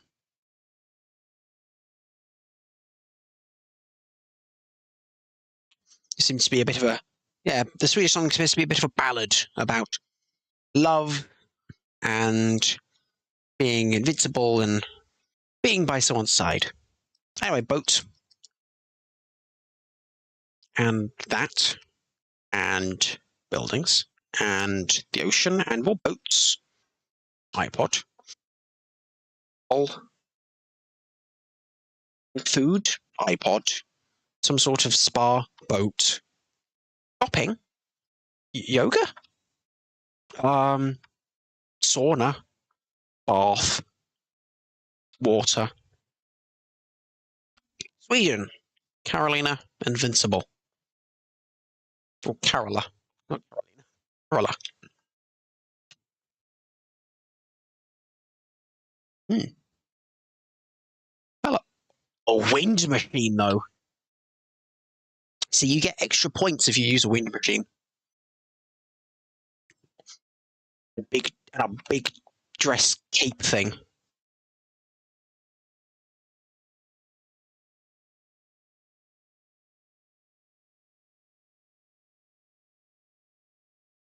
I question those boots. It's got good energy to it, though.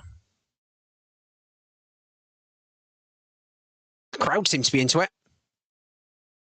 And those heels look so tiny. My God.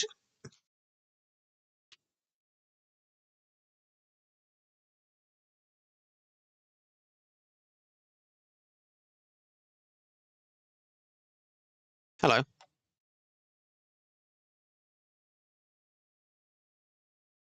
Well, I can't exactly stream it, as I would get copyright claimed or struck to the ground. So it's in the description. You've got to sync it up with time.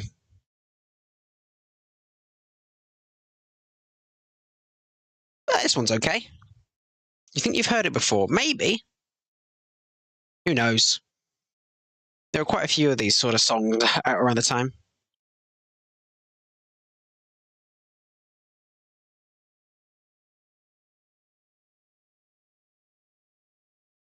I'm not sure what's going on with the flags, though. I guess it's just saying to give for the paint dancers to do. That was English. The right words, just in the wrong order there.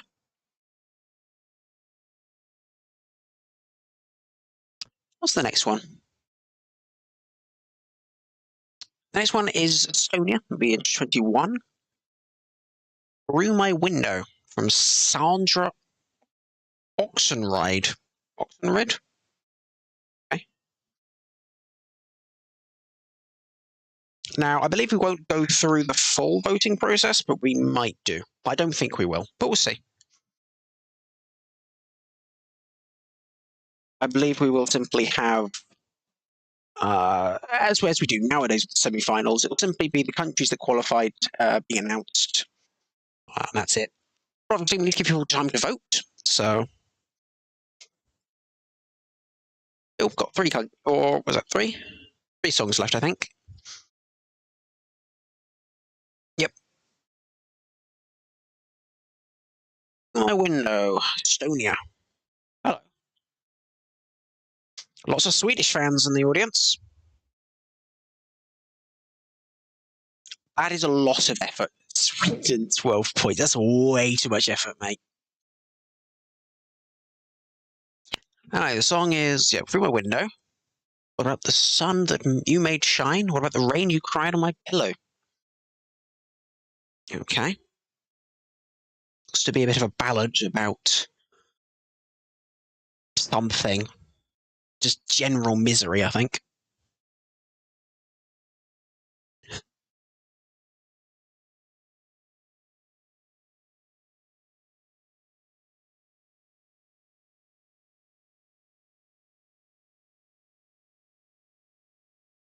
Okay.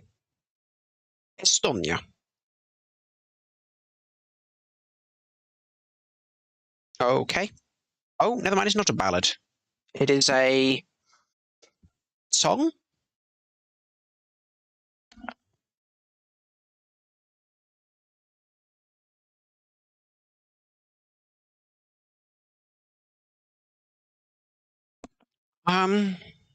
No. Despite the boots, no.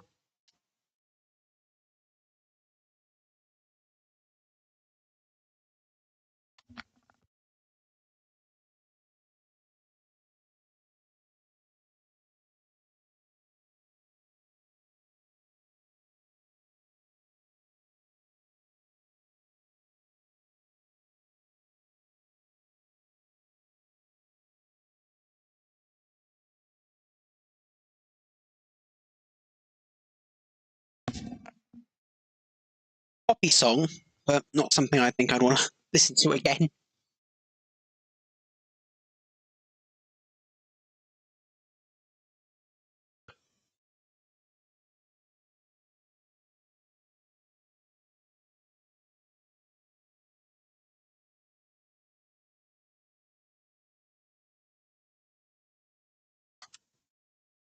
Oh, it's fine, but yeah, I don't think it will ever scrape through to anywhere.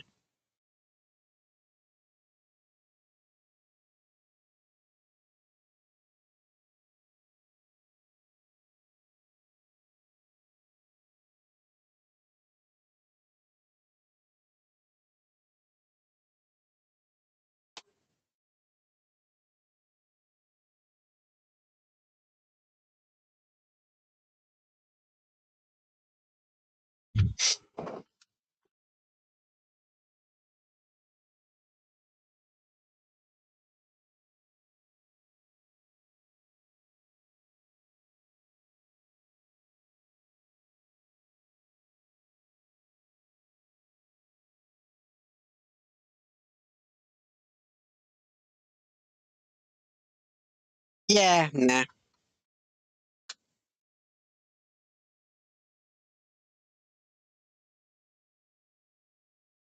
Got a bit of a beat to it, but otherwise it's just kind of eh.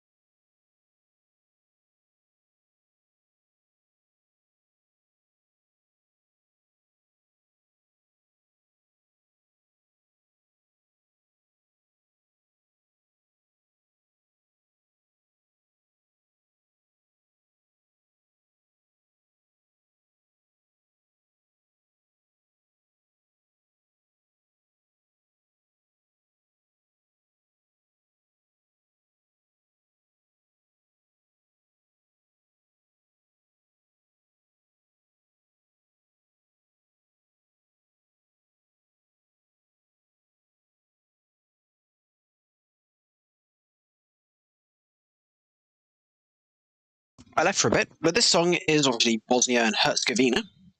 22, this is Leila. Leila? This is in Bosnian. Performed by Hari Matahari. Leila is a name in this case. Fair enough, I also had pasta bolognese today. I'm gonna make chili, but I didn't realize I didn't have any chili beans, so I made pasta. This one's a neat little ballad.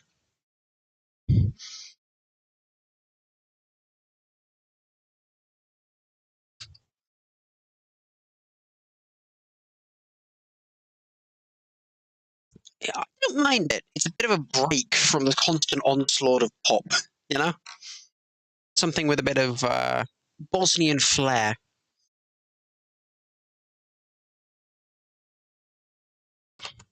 Yeah, why not? I like the lyrics as well. They're not. I mean, obviously they're about proposing to someone, but I don't know. You wanted a song with the most heart. This would probably be it.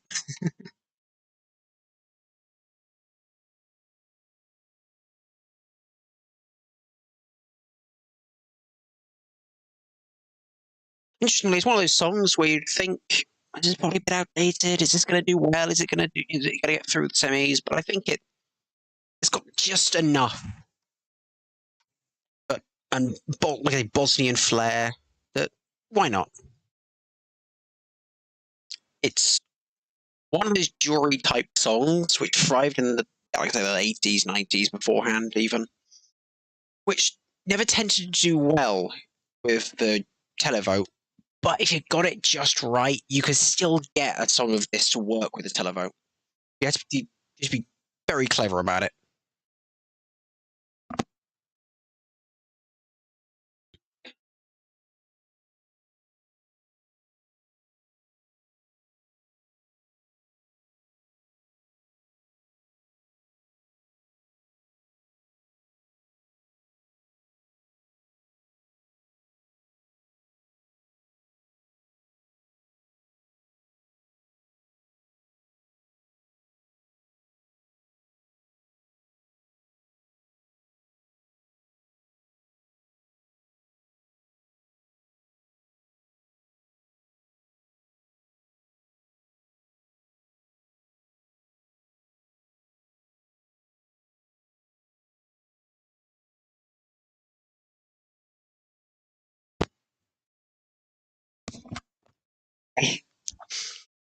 Thank you.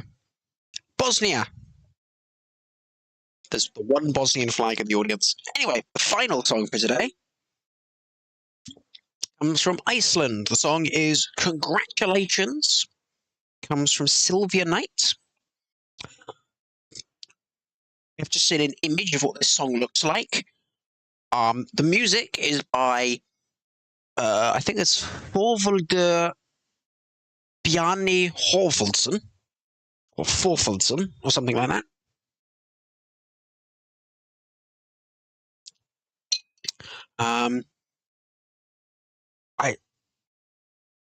What is the what this song looks? Oh my god, this song is awful. I just listened to the lyrics for this song. This is probably the worst. Oh my god, there's booze. That's a lot of booze. Weirdly enough. What the fuck is happening?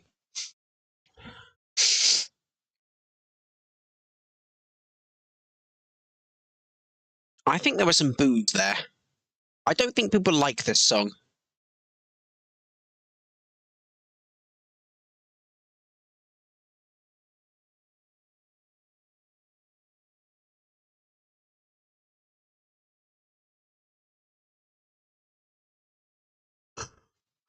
Oh my. What the fuck is this? This is a joke entry and a half.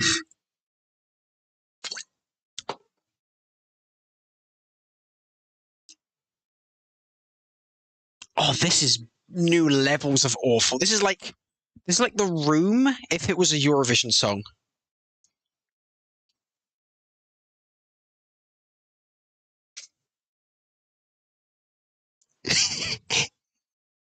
What the fuck is this?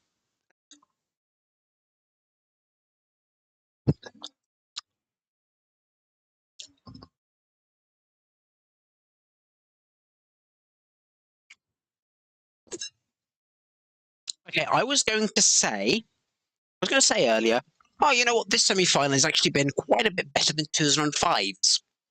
This one song nullifies all. Because 2005's semi-final was awful. I'm not.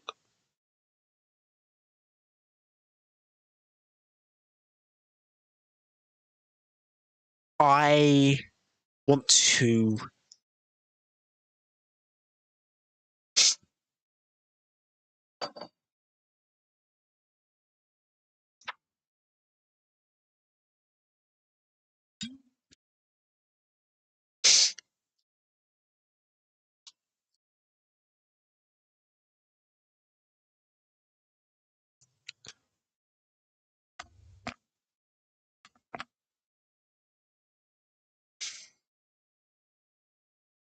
Iceland. Who hurt you?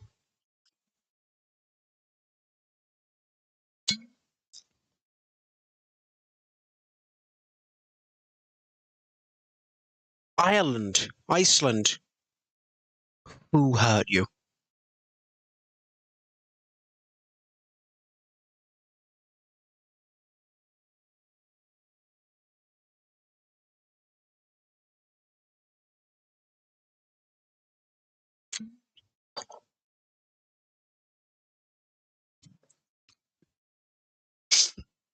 Oh my god, so many boos.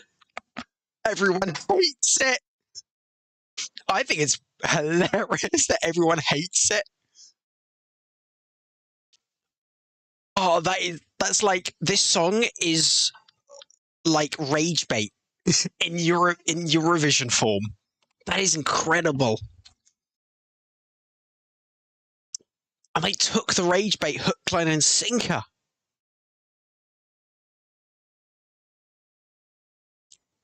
Well, that was the last song.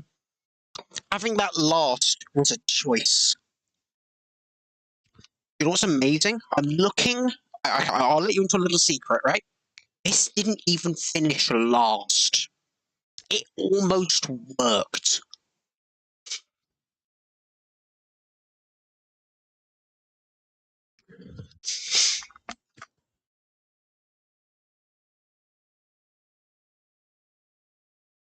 So we're going to have the voting now. Yeah, like I said, that song that you heard didn't even come last. In hell.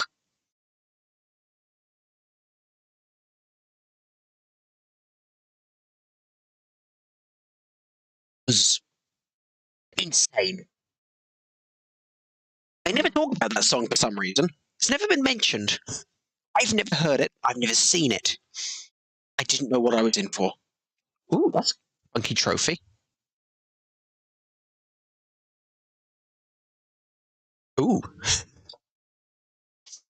Of course, it was the Olympics recently, I believe.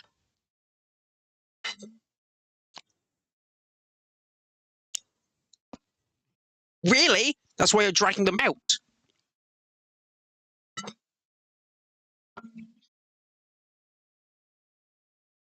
Oh, I see. There's the existing leaderboard up there. With the already. Oh, I see. It's a sand timer. I thought it was a trophy. It's giant. It's a sand timer.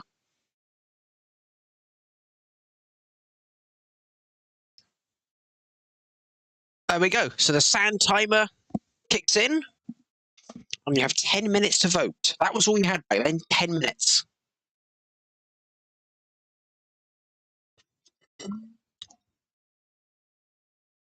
Okay. Let's see the recap. So I like that. They're not dgame.de. I think that was a sponsor.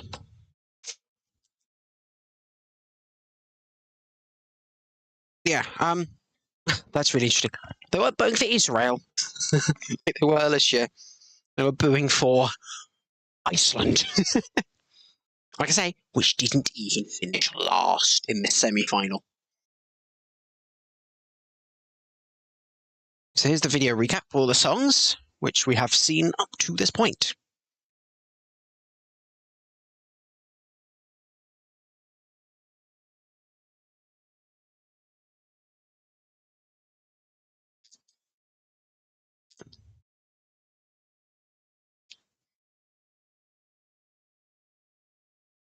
Including Act. So yeah, an interesting year. I'd say overall the variety was down from 2005, but the overall quality of the songs was definitely better, I think. I do remember 2005 semi-final being particularly bad. It was, I think, better.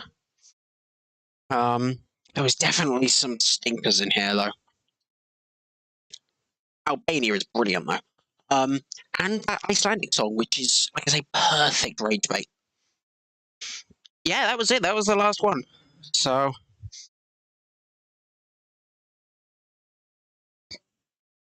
that's English.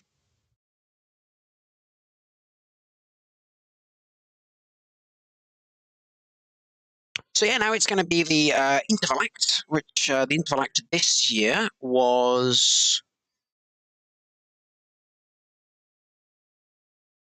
the interval for the semi-final. We're going with the English cover of the song "Seko Eratifi," performed as "I'm in Love with You" by the host Sakis Rubus. This was followed by a folkloric, ballet composed by Dimitri Dimitriou and choreographed by Focus Evangelino. I can't read Greek names. Evangelinos, using traditional Greek music and dances with a pan flute as the conducting element. I made that a lot more difficult to read than it needs to be.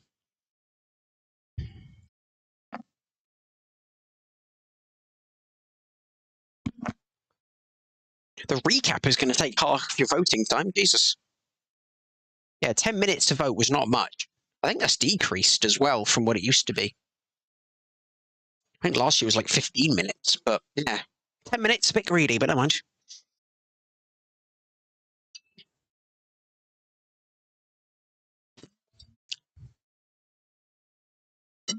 5 krone per message. Oh god, Turkey. Oh god. So I guess you can have a go and try and guess which songs go through. Obviously, it's not fair for me because I know I have the list. But you can have a go.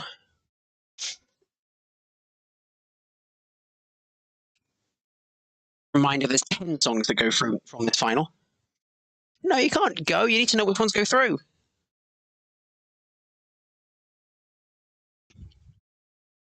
Ah.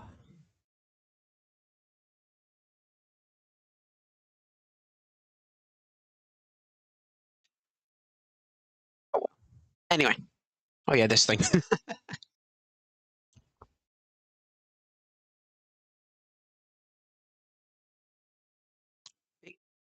I don't think that was a country. Works every year. I don't think so. Okay. Well, you know what? You can, because I've got the results right here. I know which countries are going through and and what order as well. You won't have the exact votes. I have the exact votes.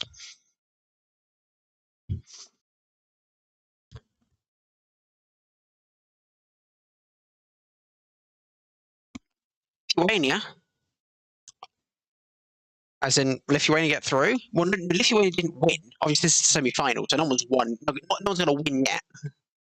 With 10 going through to the finalists.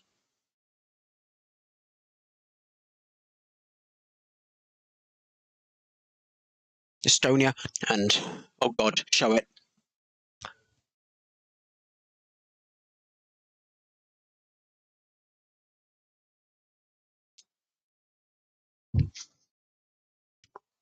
Um, if Lithuania won, I wouldn't even be mad. I can tell you they didn't win. I can tell you they did not win.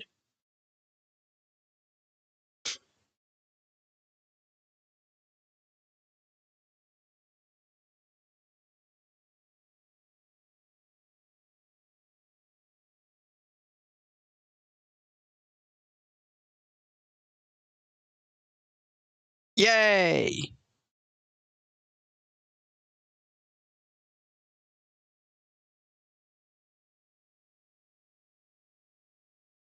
Who's that?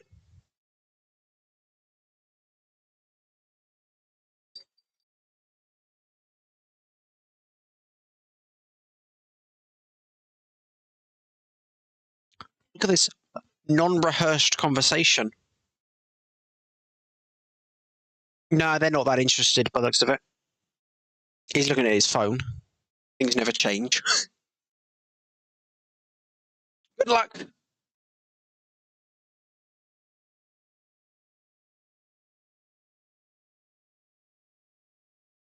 Okay, so here is our first interval performance, where the audio just broke. Huh.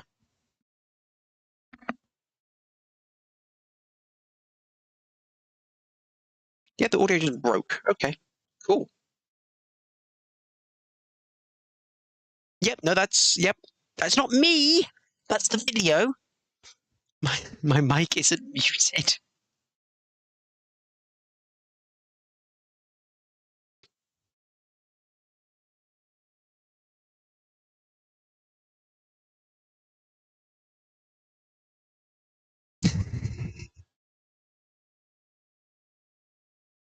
No, shut up.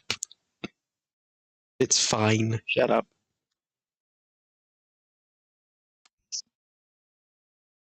Obviously, for some reason, the video is missing the audio for this. It might be that the NRK rebroadcast to mute the audio, because this is a re-showing. So NRK actually tend to re-show Eurovisions. Who doesn't need auto tune? Yeah, okay, that's interesting. I mean, I'm not that bothered. It just means I get to discuss the songs a bit more. I think I'm trying to think what my favorites. I think one of my favorite. I think Belarus. Let's have a look. What were my favorites? I think was it Albania? I remember. Yeah, Belarus has to be one of my favourites because that was hilarious. I didn't mind. I mean, Monaco was insane.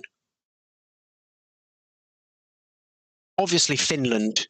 Oh, okay, it's back.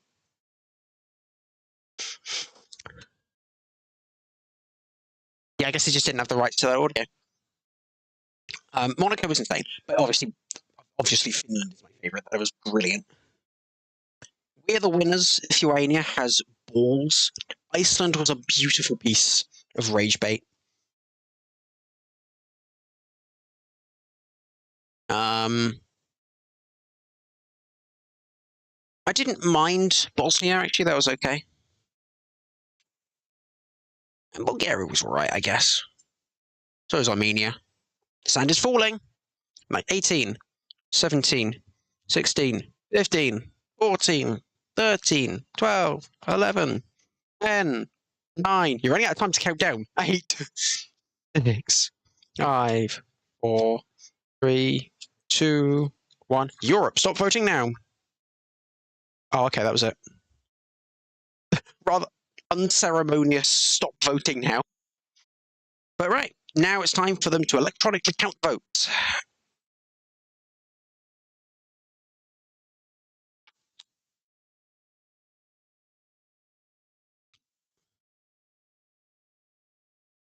Not even scripted.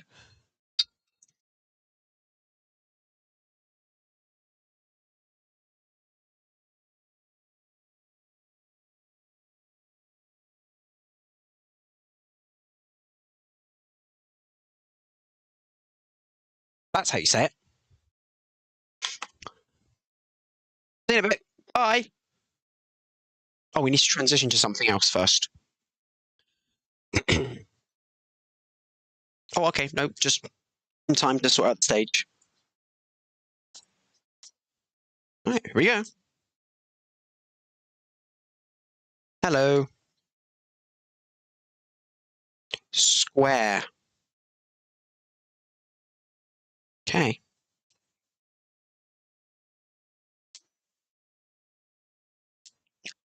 Ooh.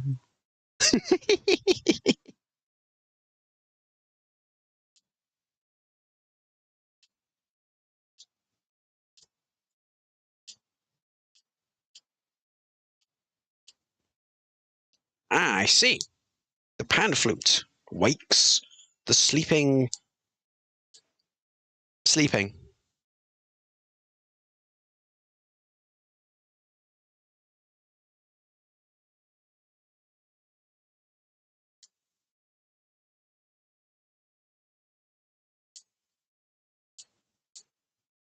The goat man wakes the.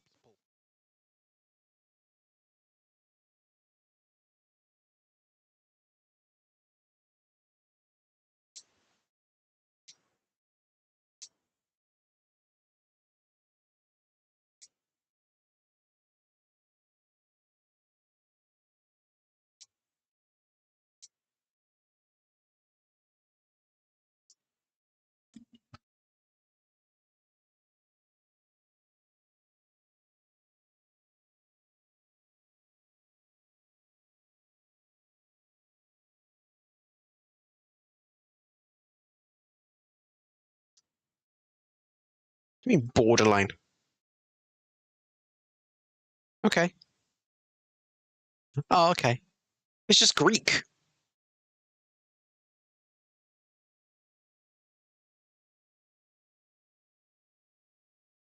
With crazy dresses. Yes, the sleeping people are slightly strange. But, it's Greek.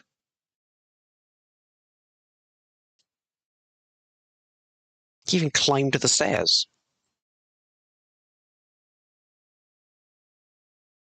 Oh. And here is some sort of devil creature. Oh, and okay, and now more people.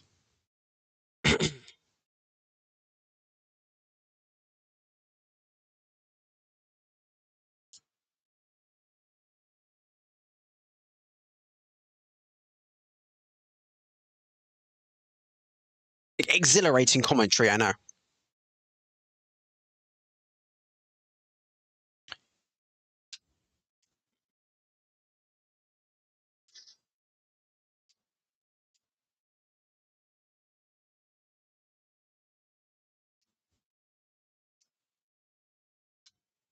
Reminder, out of the 23 countries that competed today, only 10 will qualify, sending 13 of them back in.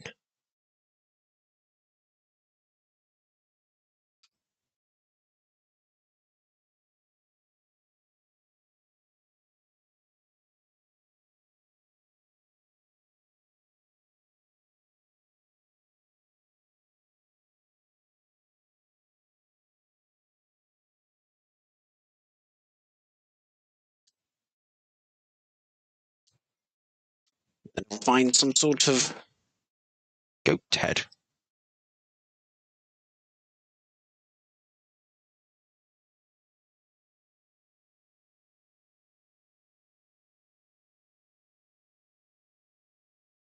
I'm sure it'll mean something.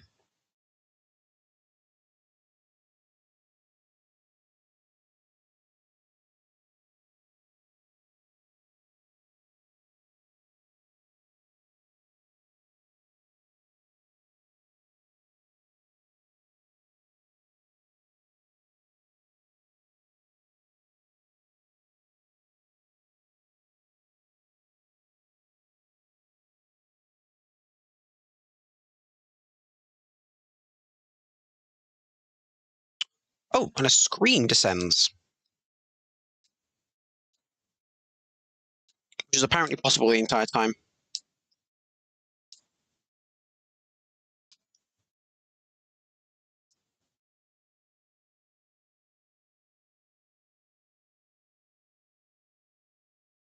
Well, the previously sleeping people now dance. And, well, I guess technically the colours of the Greek flag. But really enough of Greece itself.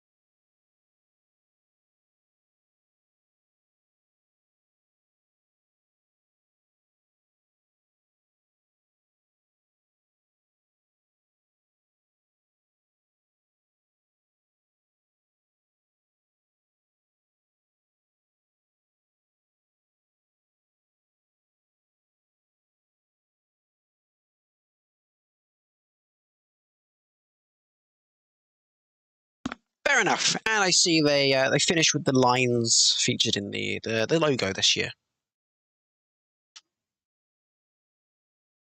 Them ones. Those lines. Well, there we go. As they run off the stage, we are presented with the running order for the final. As was traditional at the time, that was already decided. Because it was entirely randomized back then.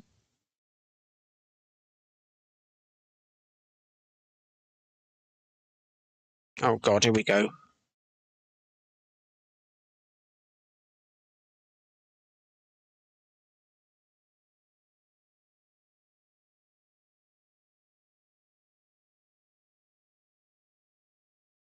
And Ireland won like 5.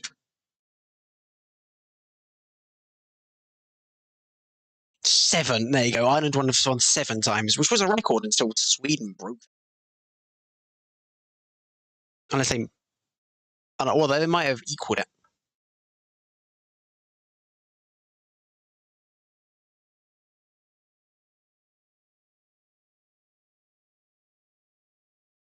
At least they're proper hosts.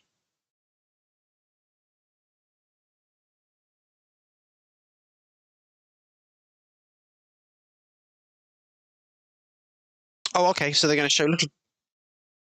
I guess they're going to show little clips of the 14 songs that have already qualified. 6 for 1, if we'll give a little. Switzerland. Okay. Which seems like a fucking charity song. This. Hello, Moldova. Doing this. The late 80s called. They wanted their outfits back. So obviously these are clips from either the local national competitions or from the official music video. Israel. Latvia.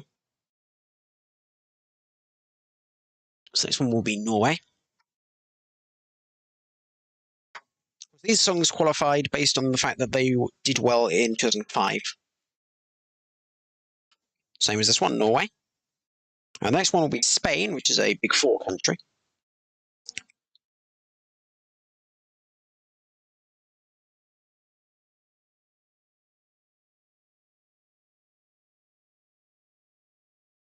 Oh, it's Last Ketchup? Oh my god. Okay. Of course it is.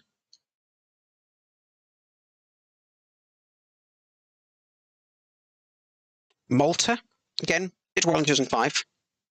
Oh my god, this is a Clubland 2006. Hello. Oh my god, this sounds awful. Brilliant. Cheesy. Germany have done this. Big Four, obviously.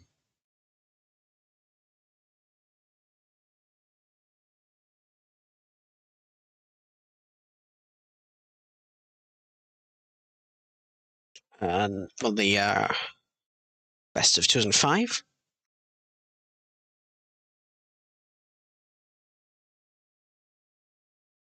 More Clubland 2006 from Romania here.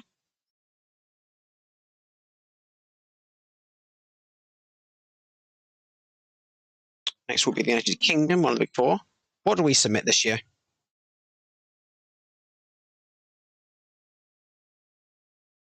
This is, why did we submit this? What are we doing? Obviously the host country.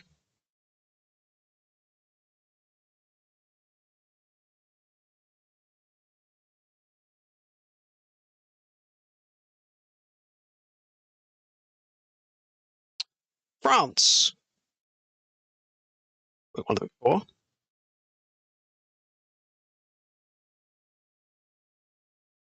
And then finally, Croatia. One of the best from 05. Filling in for Serbia.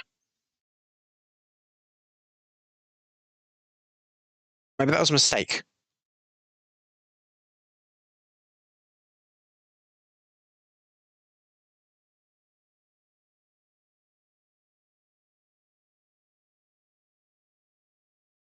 Okay, it is time for the result of the voting.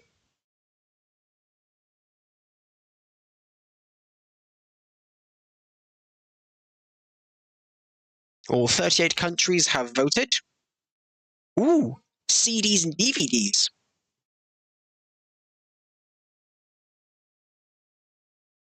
On DVD and CD.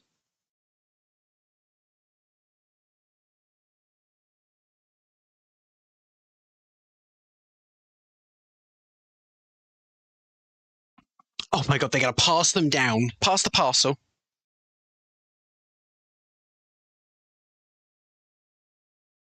Clap, clap.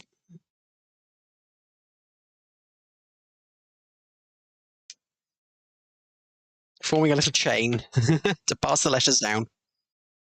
There we go. Obviously, all of these votes were collected by, 38 countries. All of them voted. As normal, 12 to 1.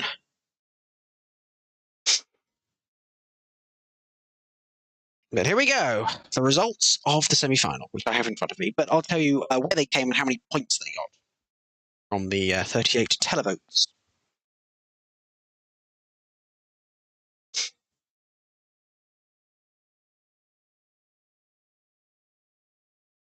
A bit of the mood. Oh my god. A bit of atmosphere from the green room.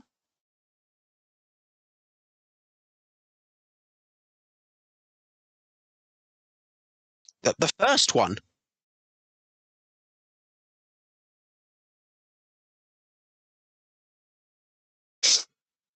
And be very careful about not showing it to the camera. Hello. Yeah, blow on the mic. Someone in the green room. Right, here we go. The first country to be announced will be someone. Very blue.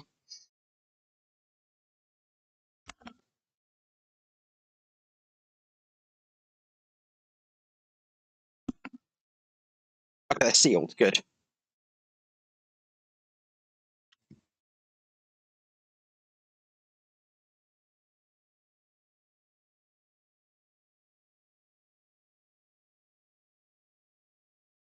Russia!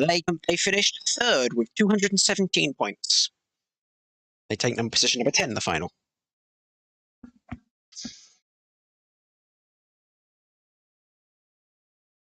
Yep, weird piano bursting out. Woman bursting out of a piano got third.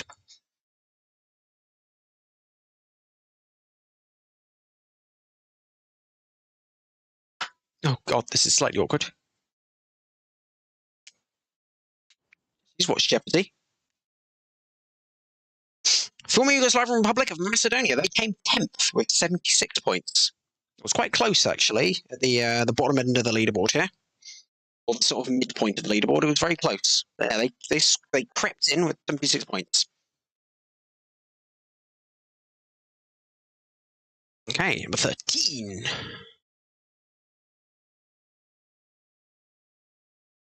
Former Yugoslavian Republic. Bosnia and Herzegovina. The Layla song. They came second, 267 votes. So a big jump up from third. Obviously, this time they didn't know the exact, songs. Yeah, they didn't know the exact, the exact songs yet, score and order, because obviously you didn't want to reveal that now because that could influence the final.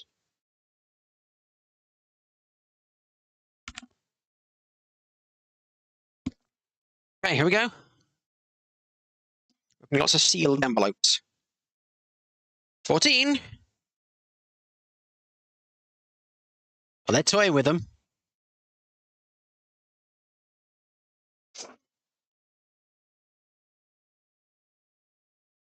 Will be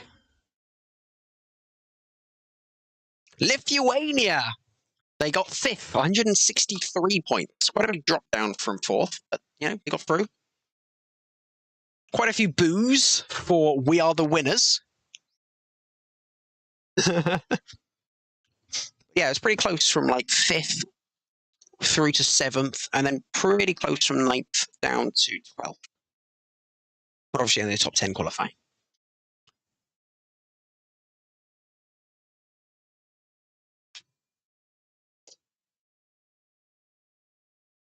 Finland, obviously, they got first in this semi-final, 292 points. A big, big score for them.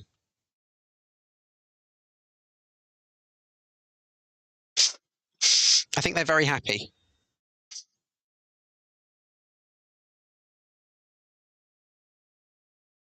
Number 18.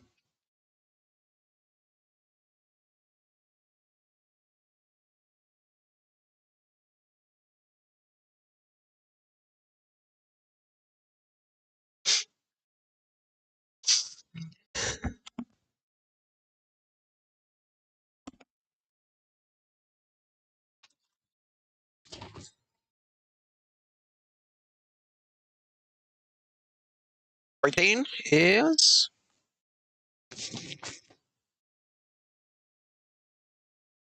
Ukraine. They came 7th, 146 points.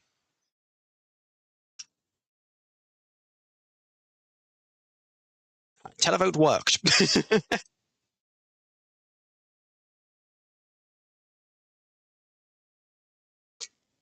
Stop padding for time. Come on, get on with it. Number 21 will be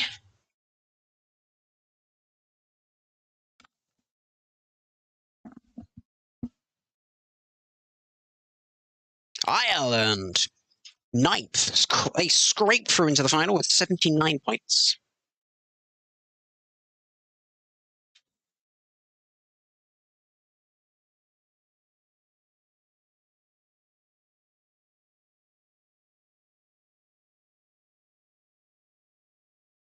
Yes.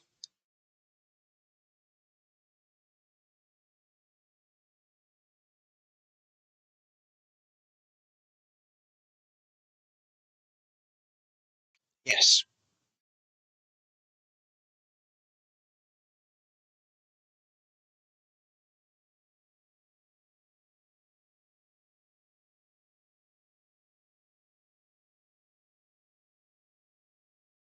Sweden. Fourth. 214 with Invincible and Carola. A lot of Swedes in the fan and the crowd.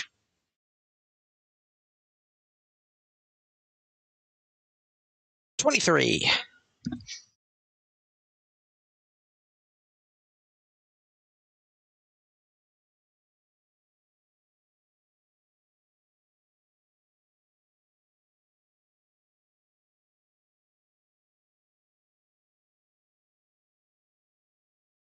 Hello. No, we can't.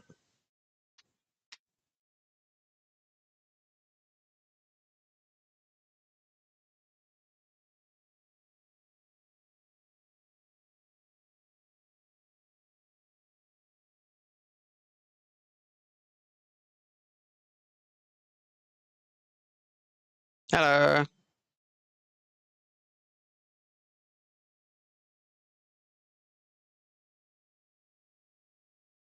They're really dragging this out, aren't they?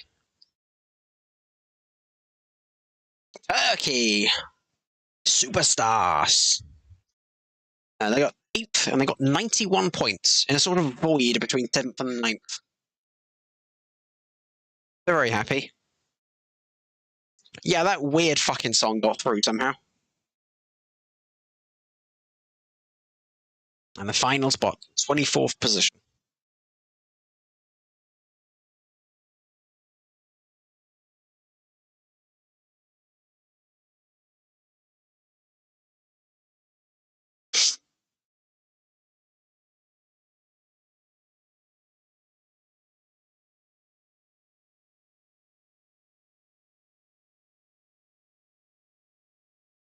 And more. Here we go.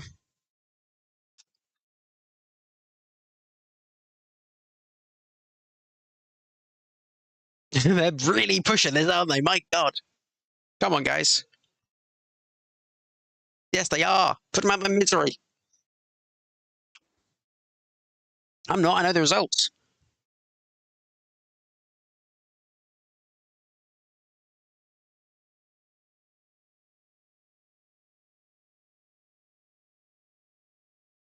Armenia.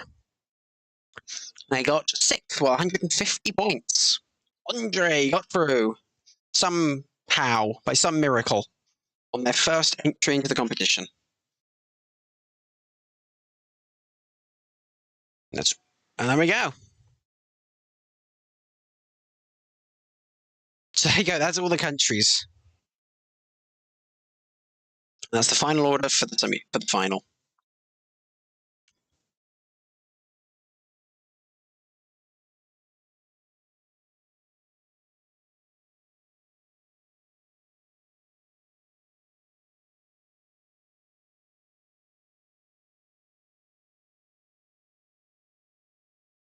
There we go.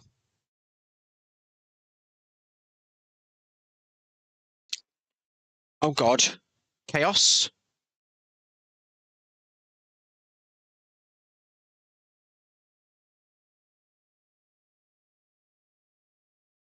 Okay. A little bit of chaos to end the show. Bye. So that was the Eurovision 2006 semi-final. It sure was something. There goes the credits. Yeah, that sure was something. The televote proves to be a really rather fickle thing indeed. And yeah, they got songs through which were not so great. But oh well.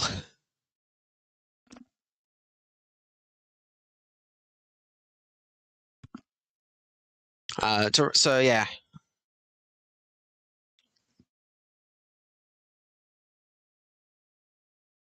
So the rest of the order, the 13 songs that didn't get through were Poland, 11th of 70 points. 12th was Belgium with 69 points. Nice. Sylvia Knights, congratulations from Iceland, got 62 points and came in 13th by some miracle. Then it was Albania with the unpronounceable song. Unfortunately, they only got 14th with 58 points. Cyprus's Why Angels Cry, that was 15th with 57 points. And 16th was Slovenia with 49. Bulgaria got 36 points in 17th. Estonia, they got 18th, got 8 points. Portugal were 19th with 26. The Netherlands, in their made-up language. Motorola.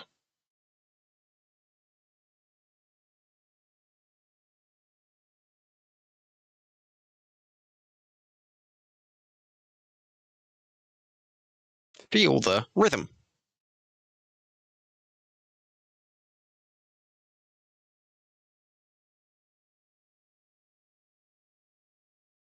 There we go.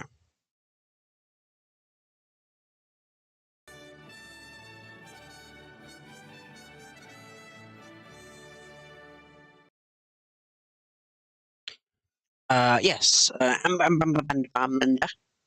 Rebel, they were 20th with 22 points. Monaco somehow are not last with 14 points. They came 21st. Belarus robbed, came 22nd, and they got 10 points. And no one went home with 0 points. Andorra came last, 8 points. There you go. That was the Eurovision Song Contest 2006 semi-final. I can't believe that Iceland song. That, yeah. Ignoring that Iceland song, I do think the semi-final this year is actually quite a bit better than 2005, to be honest. A bit more variety. Well, actually, less variety. Quality, I think. But my god, yeah, lack of variety. Every other, like 20, basically 19 or so of the songs. Most of the songs were about love or some form of it. Christ. But hey, you know, televote. So they were kind of trying to chase what they could. So yeah, we'll come back at some point and we'll do the grand final.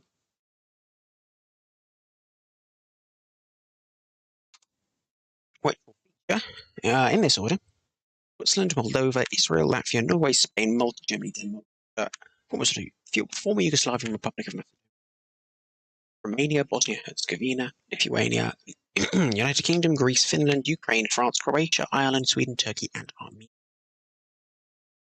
That'll be an even longer show where we're going to have the actual full voting process against one from previous years, because we're only reading votes 8, 10, and 12. So thank you very much for watching. I thought that was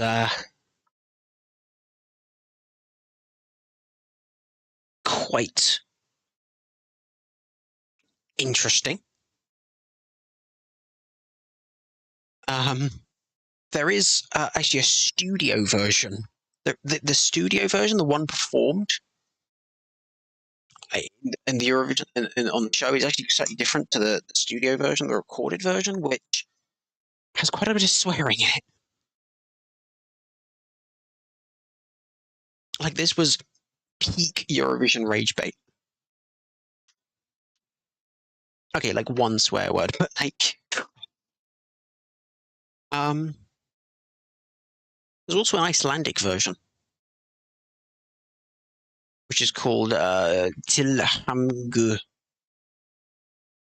Iceland. Yeah,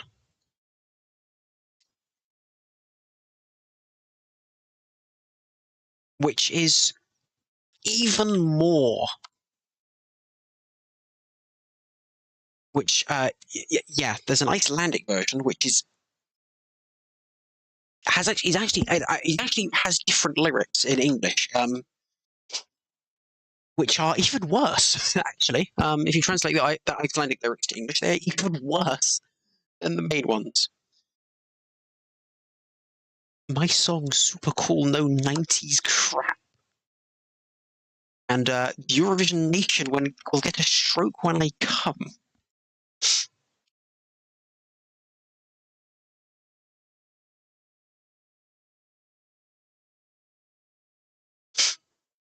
I assume this is just part of the shtick for her. Maybe?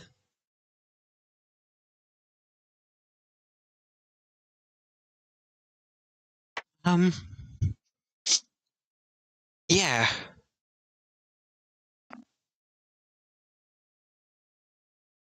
The golden shower bit was not in the studio version. That was added to the Eurovision version because of course that was needed. That was absolutely needed. So, okay, let's have a look. Yeah, Sylvia Knight is a fictional satirical character on an Icelandic comedy show. That makes so much sense. And yeah, basically her.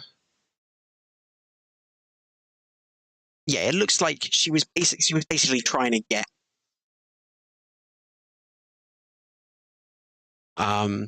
just basically trying to be controversial and you know, provocative on purpose. That was basically her entire shtick.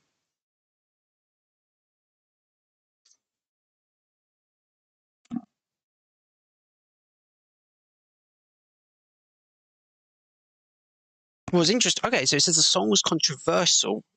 There's a whole like section of being controversial. So the song.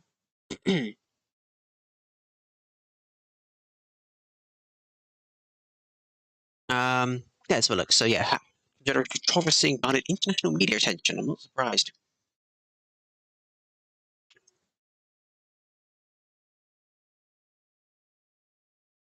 Her use of language includes heavy slang. She frequently uses English words and phrases while speaking this in Icelandic, not always correctly. Her personality is highly affected by narcissism and self-centeredness. Favorite foods are sushi and feta cheese. Okay, she topped the Icelandic charts in 2007.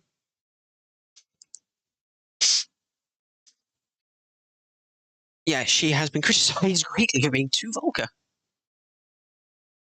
Weird. The Icelandic lyrics are slightly different. The song was controversial because it was being distributed on the internet before the competition, which was contrary to the rules of the competition. Yeah, I guess, okay, that's interesting. She's not banned. So I guess that's part of why. Yeah, the whole thing seems to be very controversial, which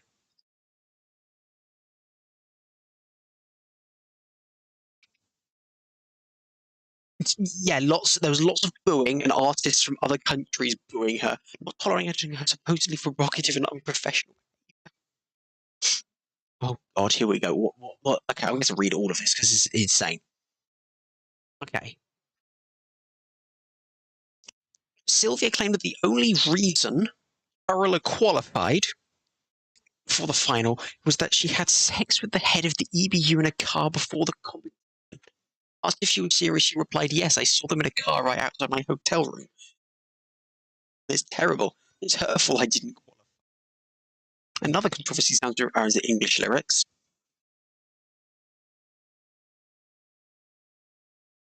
But in rehearsals, apparently she said, "I'll fucking win." Obviously, she's not allowed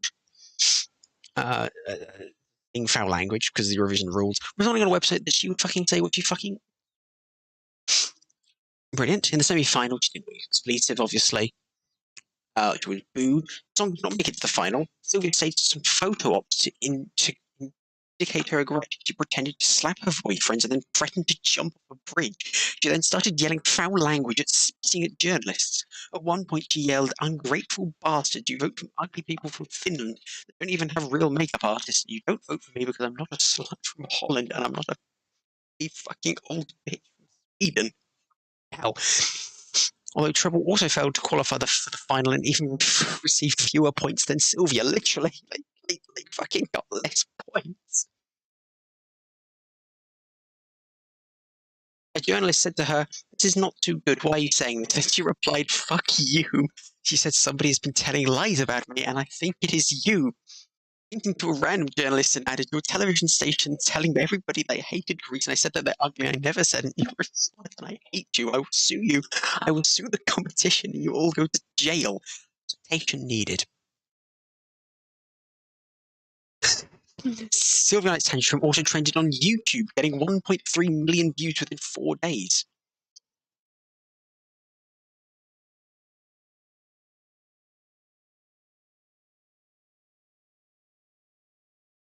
According to Sylvia Knight, in an anti-promo for her show, the Sylvia Knight Show, Sylvia claimed that producers added artificial booing and claimed that while singing, she didn't hear any booing. Sylvia also claimed that after a performance, the person who had been throwing a tantrum, yelling obscenities and crying was a hired lookalike to make real Sylvia Knight look bad in front of an international audience, when in reality, Sylvia had gone back to her home and gone to sleep.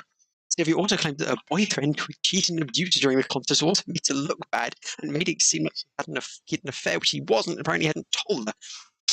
Throughout the anti-promo, she also claimed that the film crew that was filming Sylvia was during her most vulnerable moments, and they were always making her look like a total bitch. And showed moments of the good side of Sylvia, which was giving away free copies of her albums. With her telling them to scram afterwards. She ended the anti-promo saying, "If anyone tries to sell you the Sylvia Knight Show, do not buy it, because they're evil people who are trying to ruin my reputation and ruin my name and don't have a soul. They're black and tan will puke on you. Do not buy it, and do not let anyone buy it." The anti-promo said, "Say no to the Sylvia Knight Show" message over a pink background. Basically, this, yeah, you gotta go. That entire Icelandic entry was just a giant bit of, I was right, it was just rage bait. The entire thing is rage bait. Massive, like, troll. Brilliant. Brilliant. Oh dear. Just want to do that now. That'd be hilarious. Anyway, yes, good night. Thank you very much for watching. I'm so glad I looked at the lore of Sylvia Knight. Congratulations. Right, yes, so nice. At some point, we'll come back and we'll take a look at the grand final, which will feature the 24 countries head, which will be fun. That was ridiculous. I can't believe Lithuania got through, though. That's hilarious.